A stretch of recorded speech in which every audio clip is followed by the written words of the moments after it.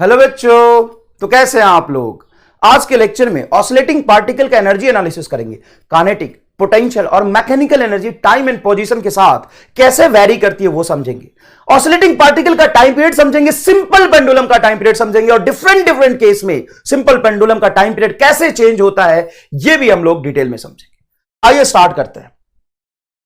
Kinetic energy of oscillating particle, ये पढ़ने से पहले लास्ट लेक्चर में हमने क्या पढ़ा था, ये सारी चीजें आपको सीक्वेंस में याद होना चाहिए और लॉजिकली याद होना चाहिए, रटने की जरूरत नहीं है और याद होगा। एक ऑसिलेटिंग पार्टिकल का पोजीशन बताइए टाइम के साथ कैसे वैरी करता है। Sir x is equal to A sine omega T plus 5। Sir आपने नहीं लिखा, मीन पोजीशन से स्टार्ट होगा जर्नी तो फाई का वैल्यू होगा 0। एक्सट्रीम से जर्नी स्टार्ट होता है तो फाई का वैल्यू होगा पाई बाई 2। एक्सट्रीम और मिड से, एक्सट्रीम और मीन के बीच से जर्नी स्टार्ट होता है तो पाई बाई 6। ये सारी चीजें पढ़ाइए। ए बाई रूट 2 से जर्नी स्टार्ट होता है तो पाई बाई 4। अरे लॉजिकल है। बच्चे बोलेंगे सर रटे क्यों, हम निकाल लेंगे। क्यों निकाल लोगे भाई, ये तो आसान बातें हैं। तुम्हें टाइम याद नहीं है क्या, बता। मीन से एक्सट्रीम तक जाने का टाइम क्या होता है, टी बाई 4। टी को रख दोगे 2 पाई, फेज पता चल जाएगा, इनिशियल फेज पता चल जाएगा। अगर मान लो जर्नी यहां से स्टार्ट हो रहा है ए बाई 2 से तो टाइम कितना लगता है सर, टी बाई 12। टी को रख दो 2 पाई, 2 पाई बाई 12 बटा 6। बताओ मोक्ष मिला कि नहीं मिला, मोक्ष मिला कि नहीं मिला। एक बड़े साहब को मैंने कहते सुना था, टीचिंग एक इंडस्ट्री है। अभी कुछ दिन पहले मैंने एक बड़े साहब को कहते सुना था, टीचिंग एक इंडस्ट्री है। एक और बड़े साहब कहते हैं, हमारी कंपनी हमारे लिए इमोशन है। अरे साहब, हम बहुत छोटे लोग हैं, ना तो हमारे लिए टीचिंग इंडस्ट्री है और ना ही मेरी कंपनी मेरे लिए इमोशन है। मेरे लिए इमोशन है एक टीचर होने के नाते, तो वो मेरा टीचिंग है, पढ़ाना ही मेरा इमोशन है। और अगर आप एक टीचर हैं, पढ़ाना आपको पसंद है, तो कंपनी से प्यार कर रहे हैं आप साहब, बताइए। और इस टीचिंग को तो छोड़ दो, टीचिंग को इंडस्ट्री बनाने में लगे हैं लोग। उग्रवादी की फौज खड़ी कर ली है XYZ ऐसी कुछ कंपनियां हैं जिसको लोग कहते हैं हमें तो इस कंपनी से प्यार है। अरे भैया टीचिंग कर लो, अब्दुल कलाम साहब की तो इज्जत करो। अब्दुल कलाम साहब ने भी कहा था कि अपने काम से प्यार करो तभी तुम बेहतर कर पाओगे। अपनी कंपनी से प्यार करोगे और कंपनी आज पढ़ाने और इस बोलने के पैसा दे रही है, जिस दिन लात मार के बाहर भगाएगी ना, उस दिन कंपनी से नफरत हो जाएगा। यही वो लोग हैं आज कहते हैं इस कंपनी से इमोशन है, बाहर कल दूसरी कंपनी में चले जाएंगे, वहां से इमोशन हो जाएगा, वहां से इमोशन हो जाएगा। एक कंपनी और कंपनियों से इमोशन खेलते चलते हैं। Once a dash is always a dash. अगर इमोशन है तो टीचिंग से पैदा करो, पढ़ाने में इमोशन लाओ, तब अच्छा कंटेंट डिलीवर कर पाओगे।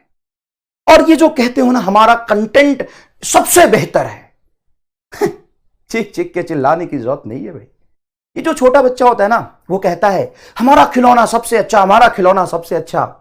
उसको दूसरे के खिलौने के बारे में पता ही नहीं। ये जो कुएं के मेढक होते हैं ना, देखा कहां है आपने लोगों की, दूसरे को गलत बोलने का हक किसने दिया आपको। तुम ही पढ़ा रहे हो बस। अरे तुम तो पढ़ा कहां रहे हो यार, क्लास में आते हो 15 मिनट तो ये करते हो मुन्नी लाइव है, उसके बाद 15 मिनट कहते हो कि हम ये हैं, उसके बाद 15 मिनट कहते हो कि हम सबसे बेहतर पढ़ाते हैं, उसके बाद 15 मिनट कहते हो कि हमारी कंपनी हमारे लिए इमोशन है, और फिर 5 मिनट पढ़ाते हो, फिर आ जाते हो उसी स्टेट पे, फिर क्लास खत्म करते करते आ जाते हो हम एक्सप्लेन करेंगे, मुन्नी लाइव को लगाइए 10% का कोड मिलेगा। पढ़ाते कब हो यार, जो कंटेंट की बात कर रहे हैं आप लोग, पढ़ाते कब है? सबसे पहले तो ये बताइए ना। यूट्यूब पे आपका n नंबर ऑफ कंटेंट पढ़ा है, बच्चा नहीं पढ़ता। बच्चे को चाहिए प्योर कंटेंट। बच्चा पढ़ने आया है, बच्चे की फ्यूचर दांव पे लगी है, वो तुम्हारा तारीफ सुनने नहीं आया है। और बच्चा बेवकूफ नहीं है, वो सच्चाई जानता है। तुम क्या बताओगे, सच्चाई जानता है बच्चा। और आपकी मानसिकता का पता इसी से चलता है कि जब कहते हो टीचिंग इंडस्ट्री है और हमारी कंपनी हमारे लिए इमोशन है। नहीं भाई, हमारी टीचिंग हमारे लिए इमोशन। धन्यवाद। देखिए यहां पे पढ़ते हैं, और आप बच्चा लोग पढ़ने पे ध्यान दो, इन सब चीजों को छोड़ो। x is equal to A sine omega T है, ठीक है। ये आ गया पोजीशन। तो वेलोसिटी क्या होगा, वेलोसिटी इसको डिफरेंशिएट कर दिए, वेलोसिटी मिल जाएगा। तो ए साइन ओमेगा टी का डिफरेंशिएशन क्या होता है sir, A sine omega T में ए कांस्टेंट है, साइन ओमेगा टी का डिफरेंशिएशन होगा कॉस ओमेगा टी, और ओमेगा टी का डिफरेंशिएशन करेंगे इनसाइड फंक्शन का तो ओमेगा बाहर आएगा। तो ये हो गया velocity as a function of time, ठीक है। एक्सेलरेशन क्या होगा, तो इसको और एक बार डिफरेंशिएट कर लो। एक्सेलरेशन होता है rate of change in velocity. तो जब A omega cos omega T को डिफरेंशिएट करोगे, A omega T cos omega T को डिफरेंशिएट करोगे, तो कॉस ओमेगा टी का डिफरेंस होता है माइनस ए ओमेगा स्क्वायर, क्योंकि एक ओमेगा और बाहर आएगा, साइन ओमेगा टी। फटाफट बताइए ए साइन ओमेगा टी को क्या लिख सकते हैं, एक्स। तो ए साइन ओमेगा टी को एक्स लिख सकते हैं, तो ए इज इक्वल टू हो जाएगा माइनस ओमेगा स्क्वायर एक्स। तो ये एक्सीलरेशन वर्सेस पोजीशन का फंक्शन हमने निकाल लिया, एक्सीलरेशन वर्सेस पोजीशन का फंक्शन हमने निकाल लिया। अब ध्यान से यहां पे देखिए, velocity as a function of position अभी रह गया है। तो velocity of as a function of position हमें याद है, v इज इक्वल टू होता है omega root under A square minus x square. ये हमने निकाल लिया, 1 2 3 4 5 चीजें हमने कैलकुलेट कर ली। अब आते हैं अपन काइनेटिक एनर्जी पे। तो काइनेटिक एनर्जी साहब होता है हाफ एम वी स्क्वायर, बिल्कुल होता है, जहां पे m मास है और v स्पीड है। इसके बारे में 2-3 इंपॉर्टेंट बातें और हमें पता होनी चाहिए कि kinetic energy is a scalar form, even any energy is a scalar, इसके पास कोई डायरेक्शन नहीं होता। बट काइनेटिक एनर्जी के पास एक स्पेशल बात होता है कि kinetic energy can not be negative. Minimum possible value जो काइनेटिक एनर्जी का होगा, मिनिमम काइनेटिक एनर्जी वो 0 हो सकता है। काइनेटिक एनर्जी कभी निगेटिव नहीं होता, पोटेंशियल निगेटिव हो सकता है। पोटेंशियल एनर्जी रेफरेंस पे डिपेंड करता है कि कहां पे आपने 0 माना है या कहां पे आपने क्या माना है। यहां पे जो काइनेटिक एनर्जी है वो भी फ्रेम ऑफ रेफरेंस पे डिपेंड करता है, लेकिन वो इस बात पे डिपेंड नहीं करता कि काइनेटिक एनर्जी कहां पे 0 माना है। काइनेटिक एनर्जी ऑब्जेक्ट की तभी 0 होगी जब आपको उसका स्पीड 0 दिखाई देगा। तो ग्राउंड पे चॉइस ऑफ कोऑर्डिनेट पे डिपेंड नहीं करता इनफैक्ट। तो सर काइनेटिक एनर्जी स्पीड पे का होल स्क्वायर है, लेकिन हमें स्पीड का 2 फॉर्मूला पता है, एक टाइम के फंक्शन में, एक पोजीशन के फंक्शन में। तो किसके फंक्शन में लिखना है सर? आपको टाइम और पोजीशन दोनों के फंक्शन में लिखना है। तो आइए पहले हम पोजीशन के फंक्शन में लिखे। तो काइनेटिक एनर्जी होगा हाफ एम वी स्क्वायर। तो देखिए पोजीशन के फंक्शन में वेलोसिटी ये रही, वो स्क्वायर करेंगे तो ये बनेगा omega square A square minus x square. बड़ा सिंपल सा और आसान सा फॉर्मूला है काइनेटिक एनर्जी का। टाइम के फंक्शन में लिखेंगे तो क्या होगा, तो वी को ये उठा लो, तो काइनेटिक एनर्जी आ जाएगा आपका, काइनेटिक एनर्जी आ जाएगा half M A square omega square cos square omega T. तो टाइम के फंक्शन में कॉस स्क्वायर है, ऑब्वियस सी बात है, कॉस थीटा निगेटिव हो सकता है, कॉस ओमेगा टी निगेटिव हो सकता है, लेकिन कॉस ओमेगा टी का होल स्क्वायर हमेशा पॉजिटिव है। कॉस ओमेगा टी का होल स्क्वायर हमेशा पॉजिटिव है। समझ में आई ये बात? चलिए अगर मैं बोलूं कि काइनेटिक एनर्जी मीन पोजीशन पे बताओ कितना होगा, मीन पे जहां पे x इज इक्वल टू 0 रखूंगा और जर्नी यहीं से स्टार्ट हुआ तो t इज इक्वल टू 0 रखूंगा, तो यहां पे जो काइनेटिक एनर्जी आएगी साहब वो आएगी maximum half m omega square A square. देखो यहां पे x को 0 रखो, m omega square A square, यहां पे t को 0 रखो तो cos 0 1 होता है, तो ये होगा half m omega square A square. ये साहब kinetic energy as a function of time and as a function of position. और बहुत आसान है, मीन पे वेलोसिटी स्पीड मैक्सिमम होता है तो काइनेटिक एनर्जी मैक्सिमम होना चाहिए। तो मीन पे देखिए काइनेटिक एनर्जी मैक्सिमम है, और जैसे ही आप जाएंगे एक्सट्रीम पे, एक्सट्रीम पॉइंट पे, तो वहां पे काइनेटिक एनर्जी की वैल्यू होगी half M omega square A square minus A square, क्योंकि एक्सट्रीम पे एक्स की वैल्यू आप रखेंगे ए, तो A square minus A square क्या होगा 0। तो साहब काइनेटिक एनर्जी आपकी आ जाएगी 0, काइनेटिक एनर्जी आपकी आ जाएगी 0। बहुत आसान है, ठीक है। अब आओ इसका ग्राफ बना लेते हैं। तो काइनेटिक एनर्जी वर्सेस एक्स का ग्राफ बनाओगे तो काइनेटिक एनर्जी को लिखा था half M omega square A square minus x square, क्योंकि एक्स के साथ ग्राफ बनाना तो ये फॉर्मूला यूज करेंगे। और यहां से आप हाफ एम ओमेगा स्क्वायर को के लिख सकते हो, एम ओमेगा स्क्वायर को के लिख सकते हो, तो half K A square minus x square. Sir ये क्या था, ये क्या था? तो ये एक जबरदस्त कन्वर्जन है जिसको मैं फील करा दूंगा अच्छे से। हर एक चीज का टर्म आपको मैं बताऊंगा, चिंता करने की जरूरत नहीं है। इधर देखो, इधर देखो, जैसे कहते हो कि acceleration is proportional to minus x, सही बात है। जब प्रोपोर्शनल साइन हटाते हो तो आप लिखते हो minus omega square x. Omega square is a proportional constant of acceleration. Acceleration जब प्रोपोर्शनल टू एक्स होता है उसमें प्रोपोर्शनल कांस्टेंट ओमेगा स्क्वायर आता है, ठीक है। तो एक काम करते हैं, दोनों तरफ मास से मल्टीप्लाई कर लेते हैं, तो ये हो जाएगा एम ए, ये हो जाएगा minus M omega square x. हाँ सर ठीक है, दैट सिंपल, दोनों तरफ मास से मल्टीप्लाई किया तो ये टर्म हो जाएगा आपका force, and force is equal to minus K X. Force is also proportional to minus of position, force is also proportional to minus of position, और प्रोपोर्शनल कांस्टेंट यहां पे आएगा के। मतलब कुछ नहीं है, एक नया नाम दिया है, किसको नाम दिया है, एम ओमेगा स्क्वायर को एक नया नाम दिया है के। तो K is nothing but M omega square, ये आपको रट लेना है। मैं डायरेक्ट बोल देता लेकिन ये फील नहीं आता कि कैसे, क्यों, किस लिए। तो देखो कैसे, क्यों, किस लिए सब बताया यहां पे, इसको आप के लिख सकते हैं। तो half K A square minus x square. Half K A square minus x square. समझ आया कि नहीं? चलो इसको ग्राफ प्लॉट करते हैं। तो ग्राफ प्लॉट करेंगे तो kinetic energy is equal to है half M omega square A square minus x square, है ना, मतलब half K A square minus x square, जहां पे के कांस्टेंट और ए स्क्वायर भी कांस्टेंट। तो आप कह सकते हो कि kinetic energy is proportional to minus of X square. और अगर इसको वो काइनेटिक एनर्जी को वाई एक्सिस पे रखते हो तो Y is proportional to minus x square. तो Y is equal to x square मतलब पैराबोला, यस, लेकिन माइनस लगने की वजह से डाउनवर्ड ओपनिंग पैराबोला। ये मैंने आपको पढ़ाया था। If y is equal to x, graph straight line, y is equal to x square, तो ग्राफ अपवर्ड ओपनिंग पैराबोला। लेकिन माइनस एक्स स्क्वायर अगर आ जाए तो ग्राफ डाउनवर्ड ओपनिंग पैराबोला बनेगा, डाउनवर्ड नीचे की तरफ खुला हुआ पैराबोला बनेगा, क्योंकि x की वैल्यू चाहे कुछ भी रखो, बाहर माइनस लगने से ये हमेशा वैल्यू निगेटिव आएगा। माइनस बाहर है, एक्स स्क्वायर माइनस बाहर है, तो x की वैल्यू पॉजिटिव निगेटिव कुछ भी रखोगे ये माइनस हमेशा निगेटिव दे देगा।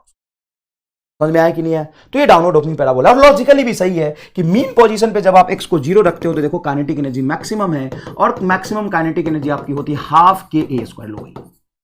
और यहां पे जब x तुम्हारा a के बराबर है, यहां पे काइनेटिक एनर्जी आपकी होती है 0। और यही काइनेटिक एनर्जी अगर आप टाइम के साथ बनाओगे, किसके साथ बनाओगे रामलाल? टाइम के साथ ग्राफ बनाओगे तो sine square cos square omega T, ऐसा ग्राफ बनेगा, ऐसा ग्राफ बनेगा। काइनेटिक एनर्जी वर्सेस टाइम, क्यों? क्योंकि काइनेटिक एनर्जी होता है half K A square cos square omega T. अब मैं यहां पे एक जबरदस्त चीज आपको सिखा दूं, फील करा दूं कि देखो ग्राफ आगे चलता जाएगा, क्यों? क्योंकि टाइम हमेशा बढ़ता रहता है, लेकिन काइनेटिक एनर्जी की वैल्यू कम हुई बढ़ी, कम हुई बढ़ी, इससे ऑसिलेट करता रहेगा। सर ये ग्राफ आपने यही तक बनाया, इसको आगे क्यों नहीं ले गए? क्योंकि पार्टिकल अपने पोजीशन को रीट्रेस करता है, टाइम कभी रीट्रेस नहीं होता। टाइम जो निकल गया वो निकल गया, लेकिन पार्टिकल अपने देखो यहां पे पोजीशन बढ़ा रहा है तो काइनेटिक एनर्जी सबसे मैक्सिमम था, आगे वो काइनेटिक एनर्जी कम कम कम कम, काइनेटिक एनर्जी 0, फिर पार्टिकल पीछे ही जाएगा ना, इसलिए इतना ही ग्राफ बना के छोड़ देते हो। इसमें आगे ग्राफ बनाते रहते। एक बात। दूसरी बात, अगर मैं पोजीशन वर्सेस टाइम का ग्राफ बनाऊं तो साइन ओमेगा टी था तो ऐसा बनेगा। बिल्कुल सही बात है सर, ऐसा ही बनेगा। अगर ये किसी टी टाइम में अपने कंप्लीट एक ऑसिलेशन को पूरा करता है तो इसको कहते हैं टाइम पीरियड। अगर मैं बोलूं कि एक ऑसिलेशन का टाइम पीरियड टी है, उसके पोजीशन के वैरी होने का एक कंप्लीट ऑसिलेशन पाथ पूरा करने का टाइम पीरियड टी है, तो काइनेटिक एनर्जी कितने देर में अपना ऑसिलेशन पूरा करेगा, उसका टाइम पीरियड क्या होगा? तो काइनेटिक एनर्जी का वेव फॉर्म तो निगेटिव में जा ही नहीं रहा साहब। इसका वेव फॉर्म अगर बनाओगे, यही से कंपेयर कर लो बेटा, यही से कंपेयर कर लो, तो यहां से देखो ढंग से, यहां से मैक्सिमम गया, मीन पे आ गया, 0 आ गया, तो यहां से यहां तक एक ऑसिलेशन इसका हो गया, ये दूसरा ऑसिलेशन है, निगेटिव में तो वेव फॉर्म जा ही नहीं रहा ना, समझो इसको। तो इसका एक ऑसिलेशन यही होगा कि हाँ, इसका एक ऑसिलेशन ये नहीं होगा क्योंकि वेव फॉर्म उल्टा निगेटिव में, ये एक कंप्लीट वेव फॉर्म है। तो वेव फॉर्म का रिपीटेशन ही टाइम पीरियड बताता है, एक वेव फॉर्म कितने टाइम में कंप्लीट हुआ। तो यहां से यहां तक आधा ऑसिलेशन है, ये पूरा ऑसिलेशन है, पूरा ऑसिलेशन में इसमें टाइम टी लगेगा, तो इसके कंप्लीट ऑसिलेशन में टाइम t/2 लगेगा। वो तो फील आया कि नहीं आया? आधा टाइम लगेगा। धीरे धीरे और बताता हूं, अभी तक पहुंचेंगे वहां तक। पोटेंशियल एनर्जी, अब काइनेटिक एनर्जी तो हमें समझ आया क्योंकि ऑब्जेक्ट का स्पीड है तो काइनेटिक एनर्जी होगा, है ना, एक्सीलरेशन भी है, लेकिन पोटेंशियल एनर्जी क्यों डिफाइन होगा बताओ? सबसे पहली बात तो हम ये डिस्कस करेंगे कि एक ऑसिलेटिंग पार्टिकल का पोटेंशियल एनर्जी मैं डिफाइन ही क्यों करूं डिफाइन। सही बात है सर, एक पार्टिकल अगर ऑसिलेट कर रहा है तो उसकी पोटेंशियल एनर्जी होगी ही, हमें कैसे पता चलेगा? देखो ये पार्टिकल है, इसको ऑसिलेट करा दिया, उसका काइनेटिक एनर्जी मिनिमम कहां है बता? मैक्सिमम एक्सट्रीम पॉइंट पे, पॉजिटिव और नेगेटिव एक्सट्रीम पे। काइनेटिक एनर्जी मैक्सिमम कहां पे होगा? मिनिमम कहां पे? एक्सट्रीम पे 0, और मिनिमम कहां पे होगा? एक्सट्रीम पे, और मैक्सिमम कहां पे होगा? मीन पे। मैक्सिमम कहां पे होगा? मीन पे, यहां पे इसकी काइनेटिक एनर्जी मैक्सिमम होगी। लेकिन पोटेंशियल एनर्जी क्यों होगा? तो ध्यान से सुनिएगा, एसएचएम का कंडीशन बताइए सर। एसएचएम का कंडीशन ये होता है कि amplitude must be small, amplitude must be small, okay.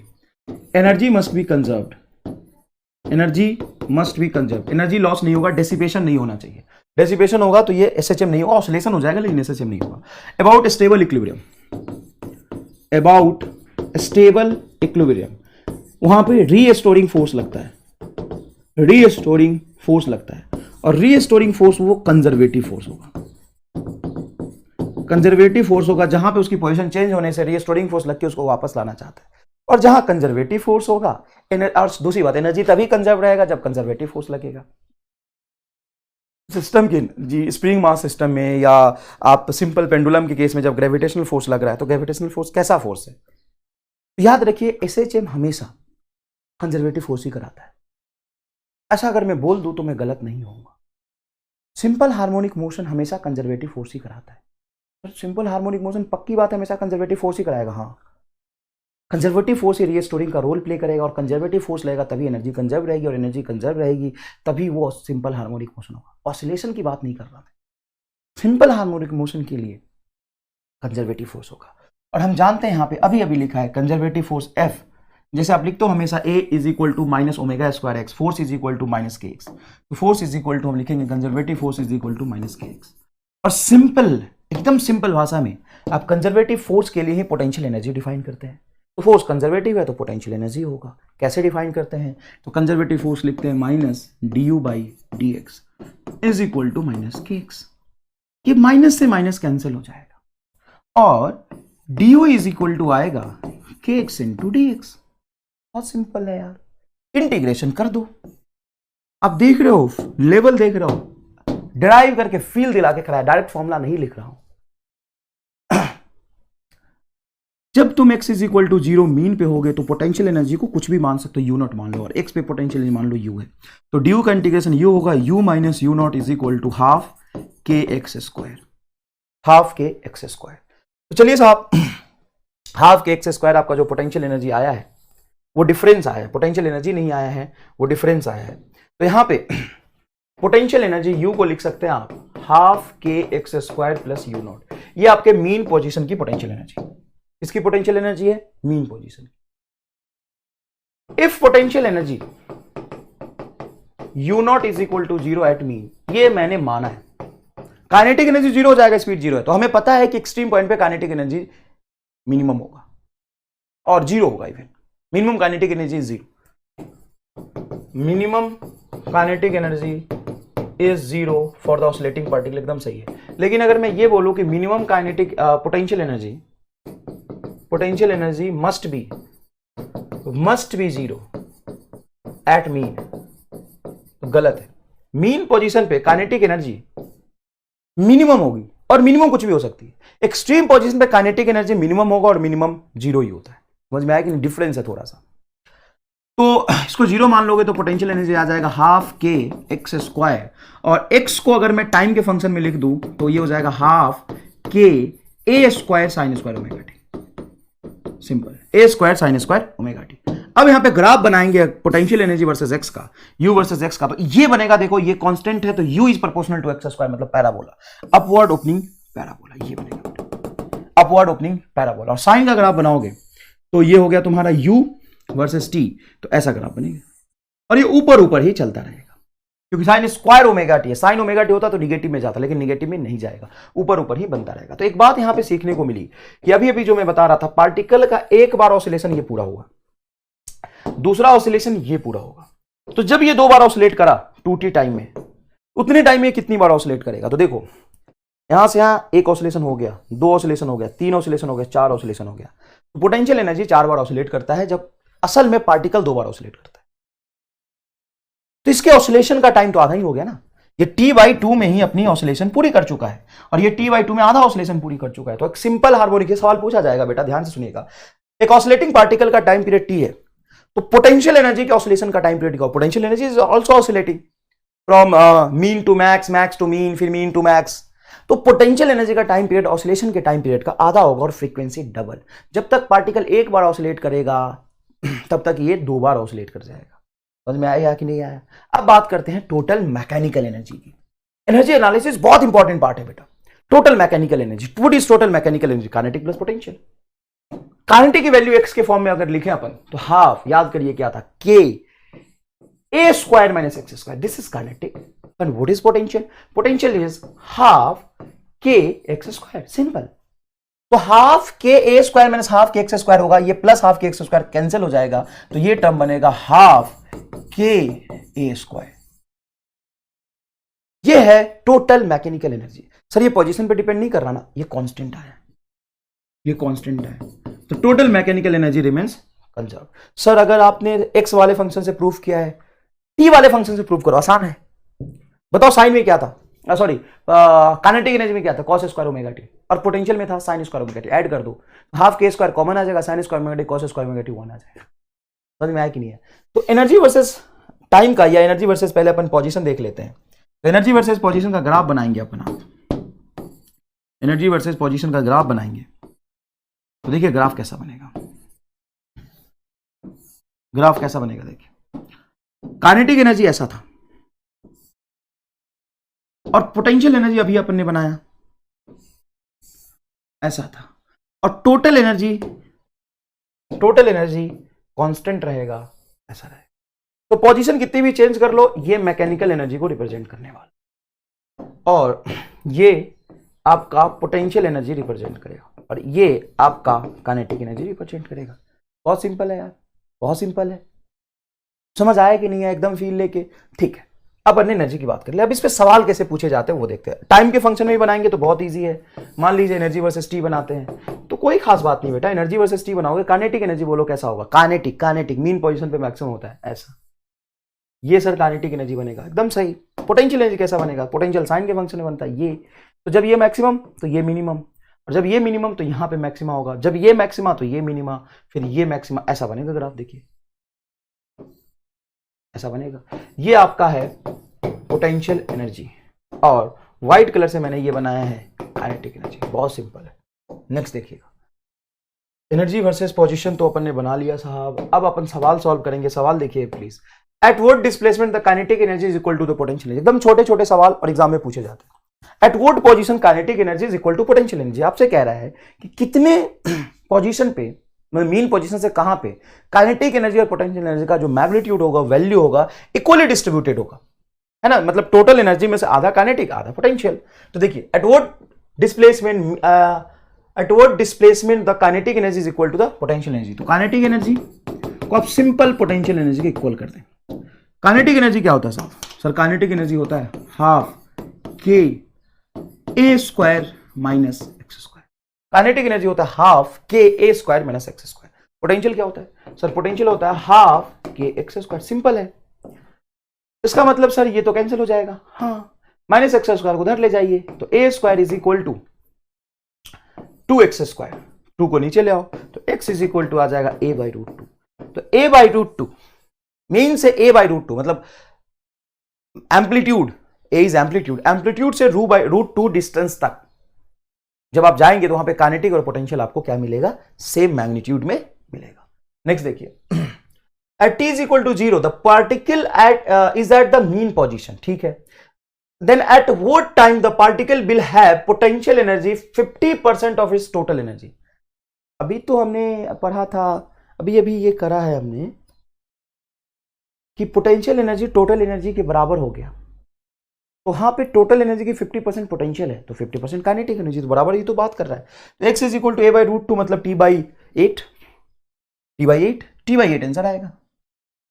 अरे ये क्या, ठीक है, ये हिंट गलती से टाइप करते उन्होंने, कोई बात नहीं, आंसर आ गया t is equal to capital T by 8। अब आधी जनता बोलेगी हमें तो नहीं आया। बेटे यही तो कंसेप्ट है, इसीलिए तो बेटा पहली क्लास में थोड़ा सा संघर्ष करके समझाया था। सुन सॉल्व कर देता हूं, चल कोई बात नहीं, सॉल्व कर देता हूं। बोल, the what time the particle will have potential energy 50% of its total energy. Total energy क्या होता है? टोटल मैकेनिकल एनर्जी क्या होता है? Half K A square. And time पूछा तो टाइम के फंक्शन में पोटेंशियल एनर्जी क्या होगा? Half K A square sine square omega T. Clear है क्या ये मैसेज? यही मैसेज है, ठीक है सर। टोटल एनर्जी ये होता है और पोटेंशियल एनर्जी होता है। ये कह रहा है कि potential energy 50% of total energy.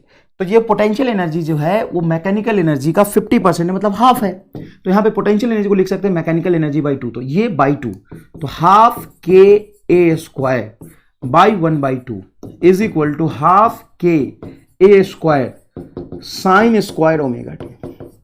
ठीक है sir, sine square omega T. यहां से आप ध्यान से देखिएगा, हाफ के स्क्वायर से हाफ के स्क्वायर कैंसिल होगा, साइन स्क्वायर ओमेगा टी इधर 1/2, तो ये हो जाएगा आपका sine omega t is equal to 1/√2। और साइन थीटा 1/√2, इसका मतलब कि जो थीटा है वो π/4 होगा। तो यहां पे ओमेगा को लिखेंगे 2π/t into small T is equal to π/4। तो यहां से भाई साहब ये पाई से पाई कैंसिल होगा, small T is equal to आ जाएगा कैपिटल टी ऊपर और नीचे 2 8, कैपिटल T/8।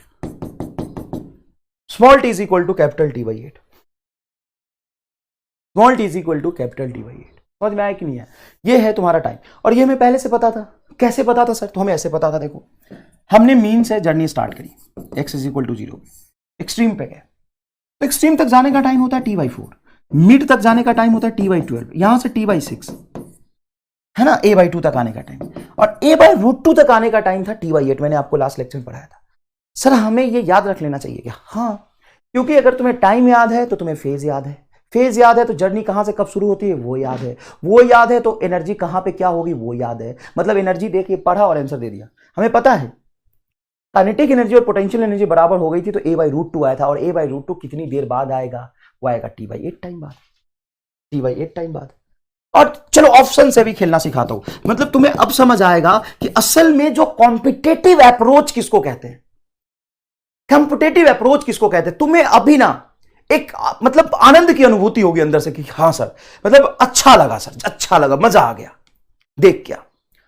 मान लो ऑप्शन दिया हुआ है तो ऑप्शन क्या होगा? t/4 होगा।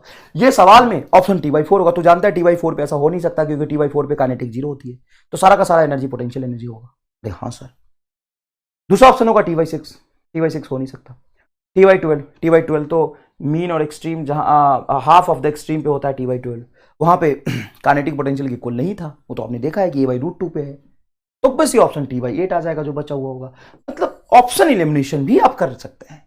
तो कंसेप्ट अगर आपने ढंग से एक बार सीख लिया तो देखो, जहां टाइम खत्म हो रहा वहीं पे समझना। जब पिछली क्लास में मैं तो आपको ये बता रहा था, अगर किसी जनता को नहीं समझ आया मैं फिर से बता देता हूं, फिर से बता देता हूं। देखो भाई, यहां पे x is equal to 0, t is equal to 0, phi is equal to 0। जब आप a/2 तक जाओगे तो यहां से यहां तक टाइम लगेगा आपका t/12। तो यहां पे नेट टाइम हो जाएगा आपका small t is equal to t/12, क्योंकि यहां पे टाइम 0 था। यहां से यहां तक टाइम लगता है t/6, तो ये नेट टाइम हो जाएगा आपका कैपिटल t/4। फिर यहां से यहां तक टाइम लगता है t/6, तो ये हो जाएगा 5t/6, ये नेट टाइम। यहां से यहां तक और लगता है t/12, नेट टाइम हो जाएगा आपका t/2। यहां से यहां आ जाएगा आपका 3t/4, और फिर आ जाएगा आपका ये t। अब फेज की बात करेंगे, सारा कहानी यहीं पे खत्म होता है, सवाल यहीं पे पूछते हैं ज्यादातर। फेज की बात करेंगे तो टी को 2π रख दीजिए, तो टी को 2π रखेंगे, टी को क्या रखेंगे? 2π। तो 2π मतलब π/6, तो यहां पे आ जाएगा आपका π/6।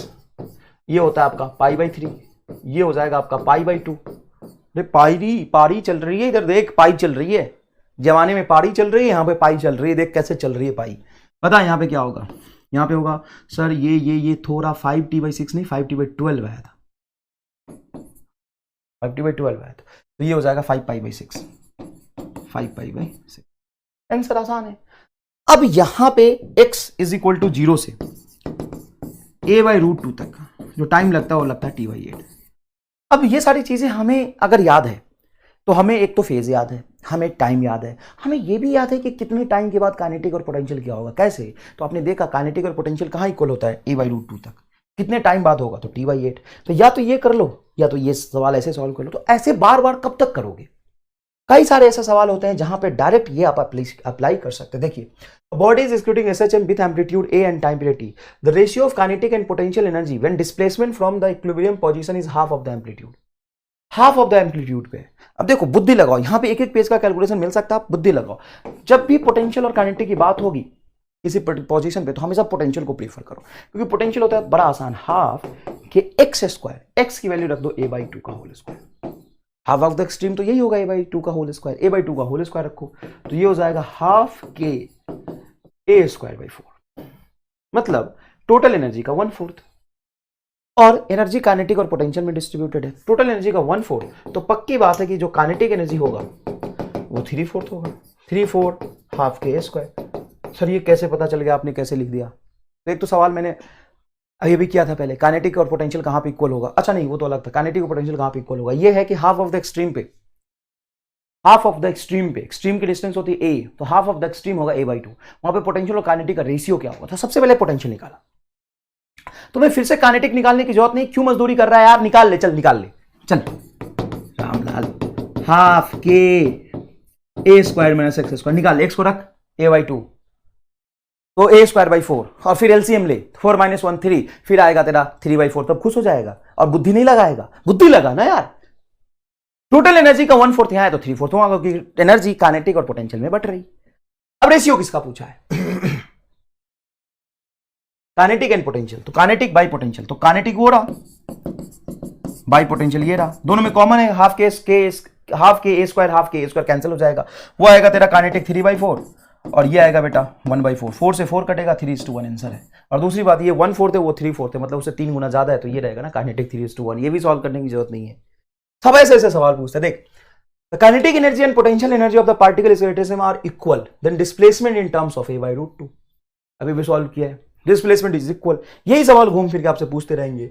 अ loaded vertical spring is executes SHM with a time period 4 second, then the difference between kinetic and potential energy of this system varies with a period. Okay okay okay, रुक जा, इसके बारे में अभी बात करेंगे। ये रहा, इसके बारे में अच्छे से बात करेंगे, पहले इसके बारे में बात कर लेते हैं। ये सवाल देखो बढ़िया है। A linear harmonic oscillator of force constant की वैल्यू गिवन है 6 × 10⁵ and amplitude 4 centimeter, चल भाई amplitude भी given है 4 centimeter, has a total energy 600 joule, then select the correct statement। total energy is 600 joule, total energy is 600 joule। तो आइए देखते हैं। सबसे पहले तो ये देखो कि हाफ के ए स्क्वायर की वैल्यू क्या होगी, हाफ के ए स्क्वायर की वैल्यू क्या होगी, तो हाफ के की वैल्यू 6 × 10⁵ और ए मीन्स 4/100, मतलब ये हो जाएगा 16 डिवाइडेड बाई 10⁴। तो ढंग से देखना, ये होगा तुम्हारा 2 से कैंसिल करूंगा तो 3, 480 जूल। तो हाफ के स्क्वायर 480 जूल आ रहा है, जो कि टोटल एनर्जी होना चाहिए था। हाफ के ए स्क्वायर ही तो टोटल एनर्जी हमने पढ़ा था, तो टोटल एनर्जी होना चाहिए था 600 जूल, क्योंकि टोटल एनर्जी 600 जूल दिया हुआ है, लेकिन ये 480 जूल आ रहा है। तो प्रॉब्लम कहां है बताओ? ये कह रहा है कि harmonic oscillator of force constant इतना एंड एम्पलीट्यूड इतना है, टोटल एनर्जी 600 जूल। तो टोटल एनर्जी दिया हुआ है 600 joule. Then select the correct statement. अब कहां से ढूंढूं भाई करेक्ट स्टेटमेंट? मैं ये तो गड़बड़ आ रहा है, गड़बड़ नहीं आ रहा, इसमें जो बताया था ना पोटेंशियल एनर्जी का थोड़ा सा पंगा है। चलो यहां देखते हैं। तुम जानते हो के प्लस यू हमेशा मैकेनिकल एनर्जी कांस्टेंट रहता है। यस सर, हमने ये सुना है, अबे बढ़ाया है, साकाराम भूल जाता है। अब जब मैं कहूं काइनेटिक एनर्जी मिनिमम होगा, तो पक्की बात है कि पोटेंशियल एनर्जी मैक्सिमम होगा। हाँ सर, अगर काइनेटिक मिनिमम है तो पोटेंशियल मैक्सिमम होगा। और मिनिमम काइनेटिक एनर्जी कितनी हो सकती है? 0, पक्की बात है। तो मैक्सिमम पॉसिबल पोटेंशियल एनर्जी जो आएगा वो टोटल मैकेनिकल एनर्जी 600 जूल के बराबर आएगा। मतलब मैक्सिमम पोटेंशियल एनर्जी तो 600 जूल होगा, पक्की बात है। सर अगर आप इस तरीके से यहां पे देखो कि जब काइनेटिक एनर्जी मैक्सिमम होगा तो पोटेंशियल एनर्जी मिनिमम होगा, हाँ, तो बराबर ये होगा आपका 600 जूल टोटल मैकेनिकल एनर्जी। अब बोलो मिनिमम पोटेंशियल एनर्जी भी तो 0 होता है ना, मिनिमम पोटेंशियल एनर्जी रेफरेंस पे डिपेंड करता है। तो मिनिमम पोटेंशियल एनर्जी कुछ भी हो सकता है, हमें नहीं पता, हमें नहीं पता। हमें कैसे पता चलेगा कि मिनिमम पोटेंशियल एनर्जी क्या होगी? हाँ, मैक्सिमम पोटेंशियल एनर्जी हमें पता है। तो काइनेटिक एनर्जी मैक्सिमम क्या होगा? तो मिनिमम काइनेटिक एनर्जी 0 है, maximum kinetic energy half K A square होगा। सुनो ना, काइनेटिक एनर्जी मिनिमम तो तेरा 0 है, तो मैक्सिमम पोटेंशियल एनर्जी तो सही आ गया 600 जूल होगा, क्योंकि काइनेटिक एनर्जी जब 0 है, कहां पे 0 होता है kinetic energy? Sir extreme position पे, एक्सट्रीम पोजीशन पे काइनेटिक एनर्जी 0, तो जो वहां पे टोटल एनर्जी होगी वो पूरी की पूरी मैकेनिकल होगी, पूरी की पूरी पोटेंशियल एनर्जी होगी। एक्सट्रीम पोजीशन पे पार्टिकल रेस्ट में होता है, और अगर पार्टिकल रेस्ट में तो उसकी काइनेटिक एनर्जी 0 है, तो पूरी पोटेंशियल एनर्जी होगी उसकी टोटल एनर्जी होगी, तो एकदम सही आएगी। लेकिन मीन पोजीशन पे काइनेटिक एनर्जी होता है मैक्सिमम, हाँ होता है, और काइनेटिक एनर्जी किसी रेफरेंस पे डिपेंड नहीं करता है। मैक्सिमम काइनेटिक एनर्जी की वैल्यू हाफ के स्क्वायर होगा, तो मैक्सिमम काइनेटिक एनर्जी तुम्हारा 480 जूल होगा। आप ये नहीं कह सकते कि यू मिनिमम में 0 मानूंगा, काइनेटिक एनर्जी मिनिमम 0 ही होगा, लेकिन यू मिनिमम 0 हो ये जरूरी नहीं है। तो यहां से काइनेटिक एनर्जी मैक्सिमम तुम्हारा आ जाएगा 480 जूल, तो 480 प्लस यू मिनिमम बराबर 600, तो यू मिनिमम आ जाएगा आपका 120 जूल। यू मिनिमम 120 जूल, तो मैक्सिमम पोटेंशियल और मिनिमम पोटेंशियल का जो डिफरेंस है वही काइनेटिक में जा रहा है। मैक्सिमम पोटेंशियल और मिनिमम पोटेंशियल का डिफरेंस वही काइनेटिक में जा रहा है, वो है 480 जूल। तो पोटेंशियल एनर्जी 120 से 600 जूल के बीच में ऑसिलेट कर रहा है, उसका भी जो रेंज है 120 जूल का, और काइनेटिक एनर्जी भी 0 और 480 के बीच में ऑसिलेट कर रहा है। सॉरी पोटेंशियल एनर्जी 120 से 480 के बीच में ऑसिलेट कर रहा है। पोटेंशियल एनर्जी मिनिमम आया इतना, मैक्सिमम इतना आया है, मैक्सिमम 600 है, सॉरी डेटा अलग हो गया थोड़ा सा, I am sorry. Minimum potential energy 120 से 600 जूल तक ऑसिलेट कर रहा है। पोटेंशियल एनर्जी मिनिमम 120 जूल और मैक्सिमम 600 जूल के बीच ऑसिलेट कर रहा है। और काइनेटिक एनर्जी आपका 0 से 480 तक ऑसिलेट कर रहा है, तो इसका भी रेंज 480 हो गया, देखो 120 से 600 जूल 480। हाँ, फर्क ये पड़ा कि पोटेंशियल एनर्जी रेफरेंस पे कुछ भी मान सकते हैं, लेकिन काइनेटिक एनर्जी एक्सट्रीम पे 0 ही होगा। तो आपका maximum potential energy 600 joule, maximum kinetic energy 480 joule, minimum potential energy 120 joule, all of this is correct. समझ में आया कि नहीं? ये मैंने आपको बताया ये पोटेंशियल एनर्जी कहां पे मैक्सिमम होता है। नेक्स्ट, अब टाइम पीरियड की बात आए तो पोजीशन का अगर टाइम पीरियड आप टी बोल देते हो तो फ्रीक्वेंसी का टाइम फ्रीक्वेंसी होगा पोजीशन का एफ। अब बारी आई डिस्टेंस की, तो यहां पे ग्राफ प्लॉट करके अपन फील करेंगे। पहले देखो हम फील करेंगे, अगर ये पोजीशन है as a function of time तो आएगा बेटा ए साइन ओमेगा टी। तो बनाओ ग्राफ बनाओ ए साइन ओमेगा टी का टी के रिस्पेक्ट में, तो ग्राफ बनाओगे तो कुछ ऐसा ग्राफ बनेगा। हाँ सर बनेगा। अगर मैं बोलूं कि मुझे ना डिस्टेंस को प्लॉट करना है, ऑसिलेटिंग पार्टिकल के डिस्टेंस को प्लॉट करना विथ रिस्पेक्ट टू टाइम, तो डिस्टेंस कैसे प्लॉट होगा? ऐसे। तो जब तक इसका ए आधा वेवफॉर्म कंप्लीट हुआ तब तक इसका पूरा हो गया। जब ये एक बार ऑसिलेट करा पूरा, इसका कंप्लीट वेवफॉर्म ऊपर और नीचे मिला के होगा, इसका एक वेवफॉर्म यही है, तो इसका ऑसिलेशन पूरा हो गया, इसका ऑसिलेशन पूरा हो गया। तो जब ये एक बार ऑसिलेट करेगा, ये दो बार कर गया, मतलब इसकी फ्रीक्वेंसी डबल होगी, तो टाइम पीरियड हाफ होगा, इसकी टाइम पीरियड हाफ होगा और फ्रीक्वेंसी डबल होगी। ये होगा कहानी बेटा। समझ आया कि नहीं आया? अब वेलोसिटी, तो वेलोसिटी का वेरिएशन भी पॉजिटिव निगेटिव के साथ होता है, कंप्लीट वेवफॉर्म बनेगा, तो ये होगा एफ। तो स्पीड हो जाएगा आपका फिर से t/2 और 2f, स्पीड हो जाएगा आपका t/2 एंड 2f। एक्सेलरेशन फिर t, क्योंकि एक्सेलरेशन पॉजिटिव निगेटिव होता है, और ये हो जाएगा आपका f। तो काइनेटिक एनर्जी फिर से देखो, काइनेटिक एनर्जी में होता है स्पीड, और स्पीड जैसे जैसे वेरी करेगा काइनेटिक एनर्जी वैसे वेरी करेगा। तो काइनेटिक एनर्जी का हो जाएगा आपका t/2 और फ्रीक्वेंसी जगह डबल, ये मैंने फील करा दिया आपको। पोटेंशियल एनर्जी का भी यही कहानी है, t/2 एंड 2f। अब बारी आती है kinetic energy minus potential energy, तो इसको भी समझते हैं। चलो ये बताओ कि मीन पोजीशन पे अगर मैं काइनेटिक माइनस पोटेंशियल का डिफरेंस देखूं, सम नहीं है ये, सम की अगर बात करोगे, चलो सम की बात पहले कर लेते हैं। मैकेनिकल एनर्जी, तो मैकेनिकल एनर्जी क्या होता है तुम्हारा? k प्लस पी होता है सर। तो mechanical energy k plus P तो कांस्टेंट है, एक सेकंड में कितनी बार ऑसिलेट किया? नहीं किया ऑसिलेट, वो कांस्टेंट है, फिक्स वैल्यू है, तो उसका फ्रीक्वेंसी हो जाएगा 0, तो टाइम पीरियड हो जाएगा इनफाइनाइट। और ये नीट में कई कॉम्पिटिटिव एग्जाम में पूछते हैं, मैकेनिकल एनर्जी का टाइम पीरियड एंड फ्रीक्वेंसी बताइए। तो मैकेनिकल एनर्जी का टाइम पीरियड एंड फ्रीक्वेंसी क्या हो जाएगा साहब? 0 हो जाएगा। क्लियर है? आइए आगे देखिए।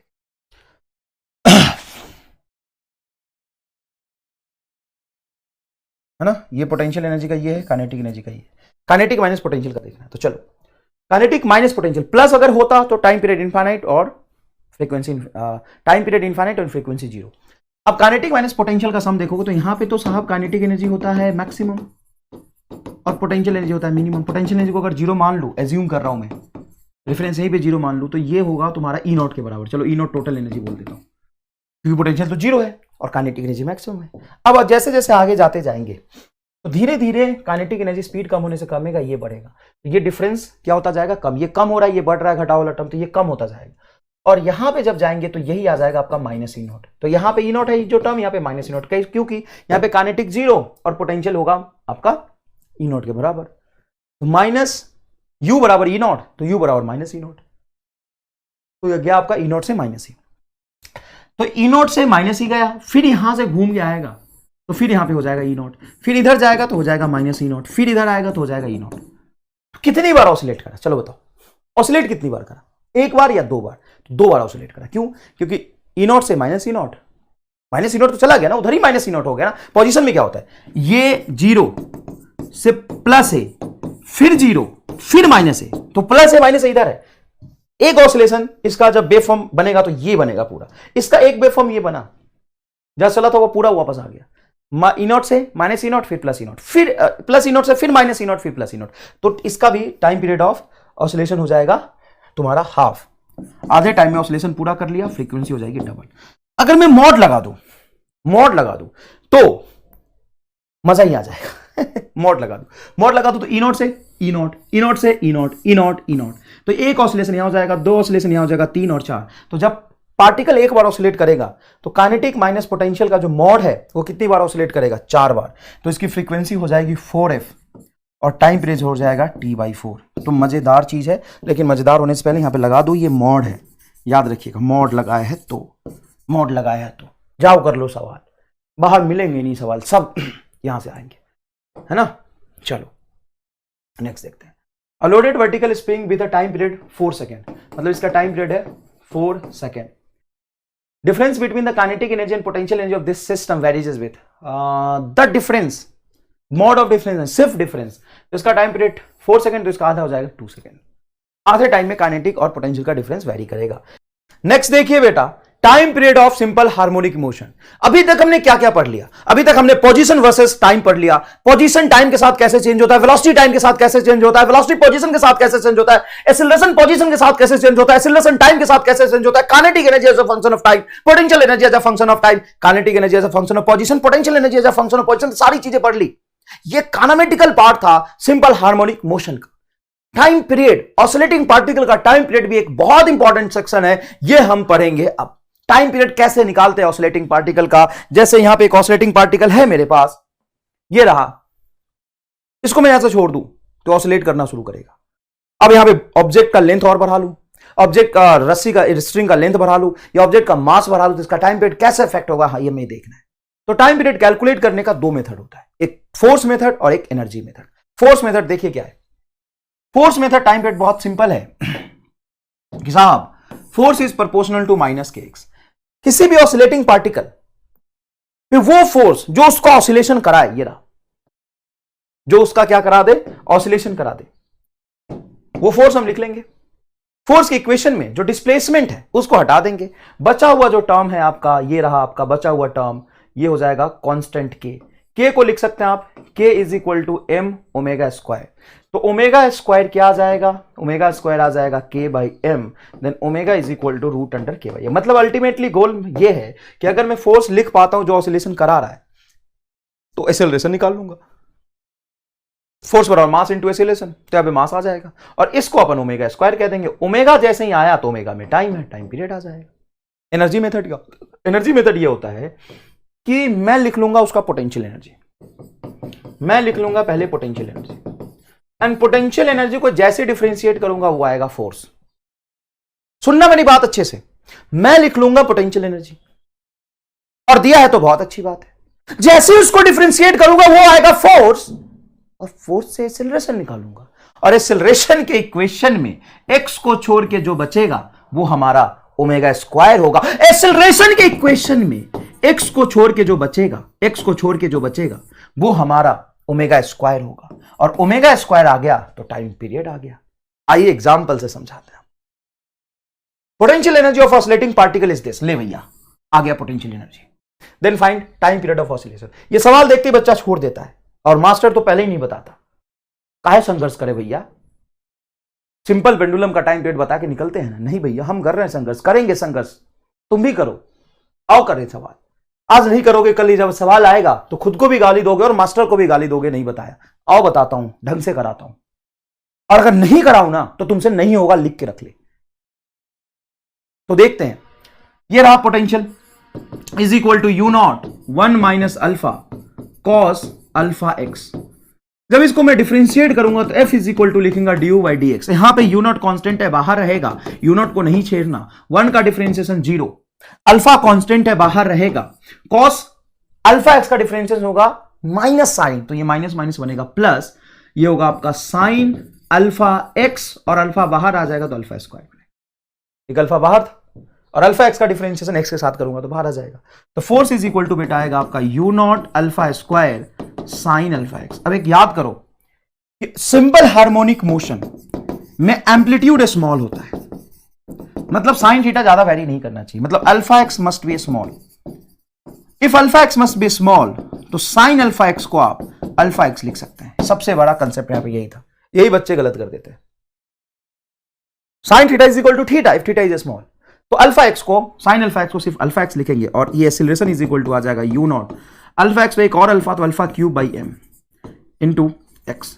एक्सीलरेशन के फॉर्मूले में x को छोड़ दो जो टर्म बचेगा तुम्हारा, सर यहां पे माइनस नहीं है तो गलत लिखा ना, f is equal to minus dy dx होता है, तो a माइनस आता जाएगा। एसिलेशन के फॉर्मूले में x को छोड़ के जो बचेगा वो तुम्हारा ओमेगा स्क्वायर होगा, तो ओमेगा आ जाएगा root under u naught alpha cube by m, u naught alpha cube by m, और ओमेगा को लिख सकते हैं आप 2 पाई बाई टी, तो यहां से 2 पाई बाई टी, तो t इज इक्वल टू होगा 2 pi root under m u naught into alpha cube. ये आ गया आपका टाइम पीरियड ऑफ ऑसिलेशन। और देखते हैं potential energy this where x is in metre then period of oscillation will be. कर लोगे क्या ये सॉल्व तुम? यस सर कर लेंगे, कोई खास बात नहीं है। f इज इक्वल टू था sir minus due by D x. अब यहां पे डिफरेंशिएट करने से पहले u को ढंग से लिखो एक बार। u क्या है बोलो? 5x square minus 20x minus 20x, यही तो है ना। 5x अंदर जाएगा तो माइनस 20x, तो इसको डिफरेंशिएट करते हैं, तो f इज इक्वल टू आ जाएगा आपका माइनस, ये होगा आपका 5x square is equal to होगा 10x माइनस, एक मिनट हमसे नहीं गलत लिख दिया, नहीं सही है। 5x स्क्वायर का डिफरेंशिएशन हो जाएगा 10x माइनस 20, ठीक है, 10x माइनस 20, कोई दिक्कत नहीं। अब यहां से प्लस 20 आया, कुछ भी आया, कोई दिक्कत नहीं। अब यहां से एक्सीलरेशन इज इक्वल टू आ जाएगा, मास दिया हुआ है क्या 100 ग्राम, तो ये जाएगा माइनस 10, 100 ग्राम को लिख दोगे तुम, 100 ग्राम मतलब 1/10 kg, तो ऊपर ही चला जाएगा 10 इंटू एक्स। क्लियर है बेटा? अब सर ये भी तो आएगा प्लस 20 समथिंग, तो ये कांस्टेंट है, ये कांस्टेंट एक्सीलरेशन ऐड हो गया है। तो अगर पार्टिकल में कांस्टेंट फोर्स लग रहा होता है तो कांस्टेंट फोर्स या कांस्टेंट एक्सीलरेशन कभी भी एसएचएम नहीं कराता। एसएचएम कौन कराएगा? जो एक्सीलरेशन पोजीशन के साथ वेरी हो रही होगी, तो ये इसको ऑसिलेट कराएगा। तो यहां पे omega square is equal to 100 आ गया आपका, तो omega is equal to 10, omega को लिखेंगे 2 pi by T is equal to 10, तो टी इज इक्वल टू आएगा आपका 0.2 pi, T is equal to 0.2 pi second. ये रहा answer, first option is correct, exactly 100% correct है। बच्चा यहाँ पे घबरा जाता है कि सर ये 20 आ गया, इसको क्या? मैं भी थोड़ा घबराया गया था, पर्सनली मैं बोलूँ थोड़ा सा मैं भी घबरा गया था, अरे यार ये कुछ गड़बड़ तो नहीं हो गया? नहीं गड़बड़ नहीं है। और यहाँ से एक अच्छा कंसेप्ट जो मैं बाद में सिखाता, वो मुझे अभी सिखाने का मौका मिला। मान लो पार्टिकल ऑसिलेट कर रहा है, सुनना अच्छे से और लिख लो इसको, अपनी लैंग्वेज में लिख लो, मैं समझा रहा हूं, अंग्रेजी, हिंदी, बंगाली, भोजपुरी, जैसे लिखना है लिख लो। अगर पार्टिकल ऑसिलेट कर रहा है, उसमें दो फोर्स लग रहा है, एक वेरिएबल पोजीशन के साथ और एक कांस्टेंट, तो कांस्टेंट को मार दो गोली, कोई मतलब नहीं। जो वेरिएबल फोर्स है वही ऑसिलेट कराएगा और वहीं से टाइम पीरियड ऑफ ऑसिलेशन निकलेगा। अब आइए जिसका इंतजार था, time period of simple pendulum. Simple pendulum का टाइम पीरियड क्या होता है? तो सबसे पहले इसमें कुछ पैरामीटर समझ लेते हैं। ये लेंथ ऑफ स्ट्रिंग है, लेंथ ऑफ स्ट्रिंग, ये साहब स्ट्रिंग का लेंथ है। दूसरी बात, ये बॉब का है, मास m है, ये लेंथ मासलेस है, स्ट्रिंग मासलेस है। बॉब यहां पे लगा m मास का, उस पे नीचे फोर्स लग रहा है mg, इधर लग रहा है t, इसको रिलीज किया तो यहां पे वेलोसिटी होगा 0। तो क्या mg की वजह से फ्री फॉल करेगा क्या? नहीं, स्ट्रिंग से बंधा है, फ्री फॉल नहीं करेगा। तो जब ये फ्री फॉल नहीं कर रहा, तो आपको यहां पे कंसेप्ट समझना चाहिए कि एक टेंजेंशियल डायरेक्शन में फोर्स जो इसको खींच के लाएगा और ये इधर लगेगा, ये एंगल थीटा है तो ये भी होगा थीटा, तो ये होगा mg cos थीटा, हाँ सर होगा, और ये होगा इसका mg sin theta, mg sin theta, ठीक है sir, mg sin theta.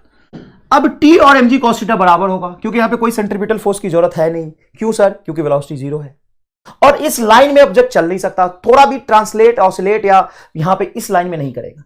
String stretch है, ना कंप्रेस होगा ना इलॉन्गेट होगा, तो इधर जा नहीं रहा, तो t is equal to mg sin theta लिख सकते हो आप, सॉरी mg cos थीटा लिख सकते हो। नेट फोर्स इस तरफ बढ़ेगा mg sin थीटा, जो इसको खींच के इधर लाएगा। जब ये खींच के ला रहा है तो इसका डिस्प्लेसमेंट अब टेढ़ा तो नहीं ले सकते, तो आप एंगुलर डिस्प्लेसमेंट के टर्म्स में बात करोगे। ये mg sin theta L length के स्ट्रिंग में O पॉइंट के रिस्पेक्ट में टॉर्क लगाएगा, तो सर टॉर्क कितना होगा? आओ लिखे, टॉर्क अबाउट O, टॉर्क होता है फोर्स इंटू परपेंडिकुलर डिस्टेंस। तो फोर्स बोलो mg नहीं, mg sin theta. mg sin theta वो फोर्स है जो इस L के परपेंडिकुलर है। मैंने तुम्हें बोला था ना, ऐसे ऐसे में काम नहीं होता, ऐसे ऐसे हो, ऐसे ऐसे हो, परपेंडिकुलर, टॉर्क लिखने के लिए परपेंडिकुलर, तो ये टॉर्क डिफाइन करेगा, और टॉर्क बराबर होता है I इंटू अल्फा।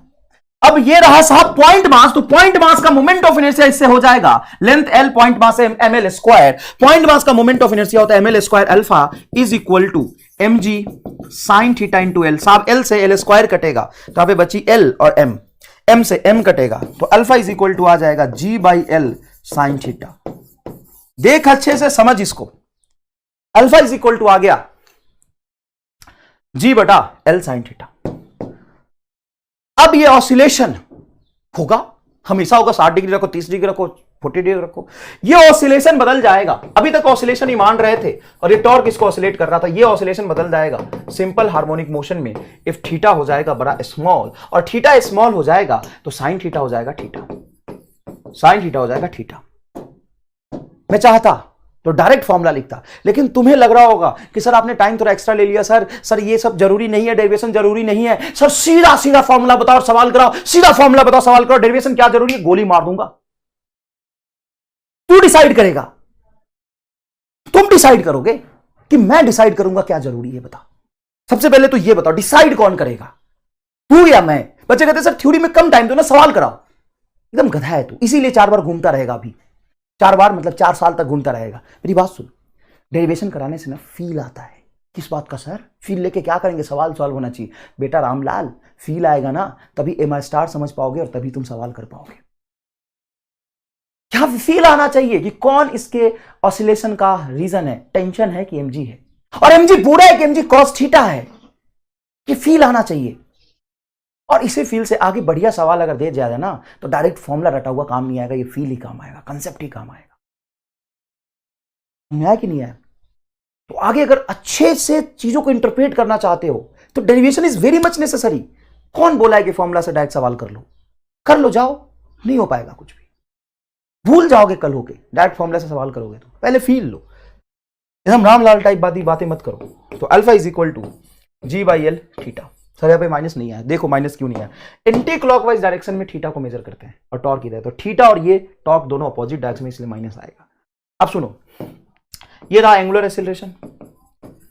तो कोई सा भी एक्सीलरेशन हो प्रोपोर्शनल टू एंगुलर डिस्प्लेसमेंट होना चाहिए, एंगुलर डिस्प्लेसमेंट होना चाहिए, और प्रोपोर्शनल कांस्टेंट होगा ओमेगा स्क्वायर, मतलब omega is equal to root under G by L. तो hence T is equal to हो जाएगा 2 pi root under L by ji.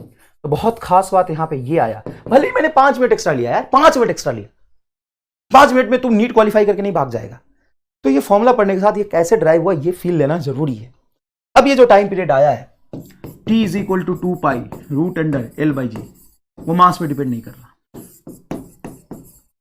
Does not depends upon mass. अब बता, अगर मैं डायरेक्ट फॉर्मूला लिख के समझाऊं तो कैसे समझा लूंगा? अब मैं तुम्हें फील करा दूंगा मास पे क्यों नहीं डिपेंड कर रहा। मास पे इसलिए डिपेंड नहीं कर रहा क्योंकि यहां पे जो टॉर्क लगेगा वो mg sin थीटा मास पे डिपेंड कर रहा, और इसका घुमाने में जो कस्ट डेवलप हो रहा उसमें भी मास आ रहा। मोमेंट ऑफ इनर्शिया घुमाने में कस्ट पैदा करता है, तो इसको उतना ही घुमाना मुश्किल होगा, इसको उतना ही घुमाना, इसको ऑसिलेट कराना मुश्किल होगा जितना इसका मास ज्यादा होगा। तो टाइम पे डिपेंड करना चाहिए नहीं, और इसको घुमाने वाला टॉर्क भी उतना ज्यादा होगा जितना मास ज्यादा होगा, क्योंकि mg sin थीटा इसको घुमा रहा। तो हर ऑसिलेशन में जरूरी नहीं कि टाइम मास पे डिपेंड ना करे।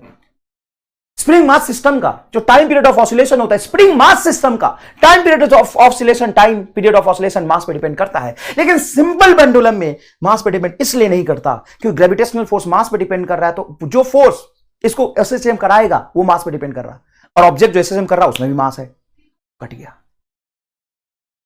does not depends upon mass but depends on length, depends on length and acceleration due to gravity, and acceleration due to gravity। चलो भैया, acceleration due to gravity। Sir यहाँ पे जी साइन थीटा जी cos theta कुछ नहीं आया sir, आपने theta पे ले गए थे और वहां से छोड़ा था, आपने बोला था साइन थीटा टॉर्क में आया, हाँ साइन थीटा टॉर्क में आया। लेकिन तुम देखो जब टाइम पीरियड ऑफ ऑसिलेशन निकाला उसमें जी साइन थीटा जी कोस थीटा नहीं आया, सिंपल जी आया। तो जब बात थी, अब मैं तुम्हें यहां पे एक जबरदस्त फील दिलाता हूं, सुनो। किसी भी केस में सिंपल पेंडुलम का टाइम पीरियड पूछे, वो डिस्प्लेस करा दे, थीटा एंगल पूछे कि बताओ इसका टाइम पीरियड ऑफ ऑसिलेशन क्या होगा, क्या इसका time period of oscillation theta पे डिपेंड करा? Does not depends upon angle, या मैं कहूं एंगुलर डिस्प्लेसमेंट। मतलब एक ऑसिलेटिंग पार्टिकल का टाइम पीरियड एंगुलर डिस्प्लेसमेंट पर डिपेंड नहीं करता। सुनो, अगर एक सिंपल पेंडुलम 2 डिग्री के एंगुलर डिस्प्लेसमेंट पे ऑसिलेट कर रहा है, 2 डिग्री, यहां से 2 डिग्री पे ऑसिलेट कर रहा है, अगर उसको मैं 10 डिग्री पे ऑसिलेट कराऊं या 6 डिग्री पे ऑसिलेट कराऊं, टाइम पीरियड वही रहेगा। Time period does not depends upon angular displacement. Time period is a pure constant, omega is equal to simple 2π/t होता है। अच्छा, टाइम पीरियड इज कांस्टेंट। अब आओ वापस, अब तुम्हें एमआर स्टार सिखा दो। इसका भी एमआर स्टार, ये तो बड़ा सिंपल है, इसका भी एमआर स्टार। बेटा सुनो, मतलब ऑब्वियस सी बात है, एमजी साइन थीटा और MG cos theta, time period इस पर डिपेंड करेगा नहीं करेगा। तो किसी भी केस में सिंपल पेंडुलम का टाइम पीरियड आपसे पूछ रहा है, सिंपल पेंडुलम को ले जाओ मीन पोजीशन पे, और मीन पोजीशन पे ले जाके वो फोर्स जो इसको ऑसिलेट करा रहा है बटा मास कर दो, ये हो जाएगा उसका जी इफेक्टिव, और simple time period of oscillation होगा 2π√L/g इफेक्टिव। अब मैं तुम्हें सवाल करके दिखाऊंगा, खूब सवाल, अरे भयंकर भयंकर सवाल, और time period of oscillation direct आप लिख लेंगे। चलिए एग्जांपल देखिए, एसिलरेशन, एसिलेटेड पेंडुलम, मतलब एक लिफ्ट है और लिफ्ट बेटा ऊपर एसिलरेट हो रहा है, acceleration of lift is a. अब यहां पे एक हमने लिया एल लेंथ का स्ट्रिंग, मास एम अटैच कर दिया। अब इसका टाइम पीरियड ऑफ ऑसिलेशन क्या होगा, तो हमें क्या देखना है कि मीन पोजीशन इसका कहां होगा। तो ऊपर ऑसिलेट कर रहा तो मीन पोजीशन अभी भी इसका यही होगा, यही होगा इसका मीन। इस पे नीचे फोर्स लगेगा mg और नीचे फोर्स लगेगा a।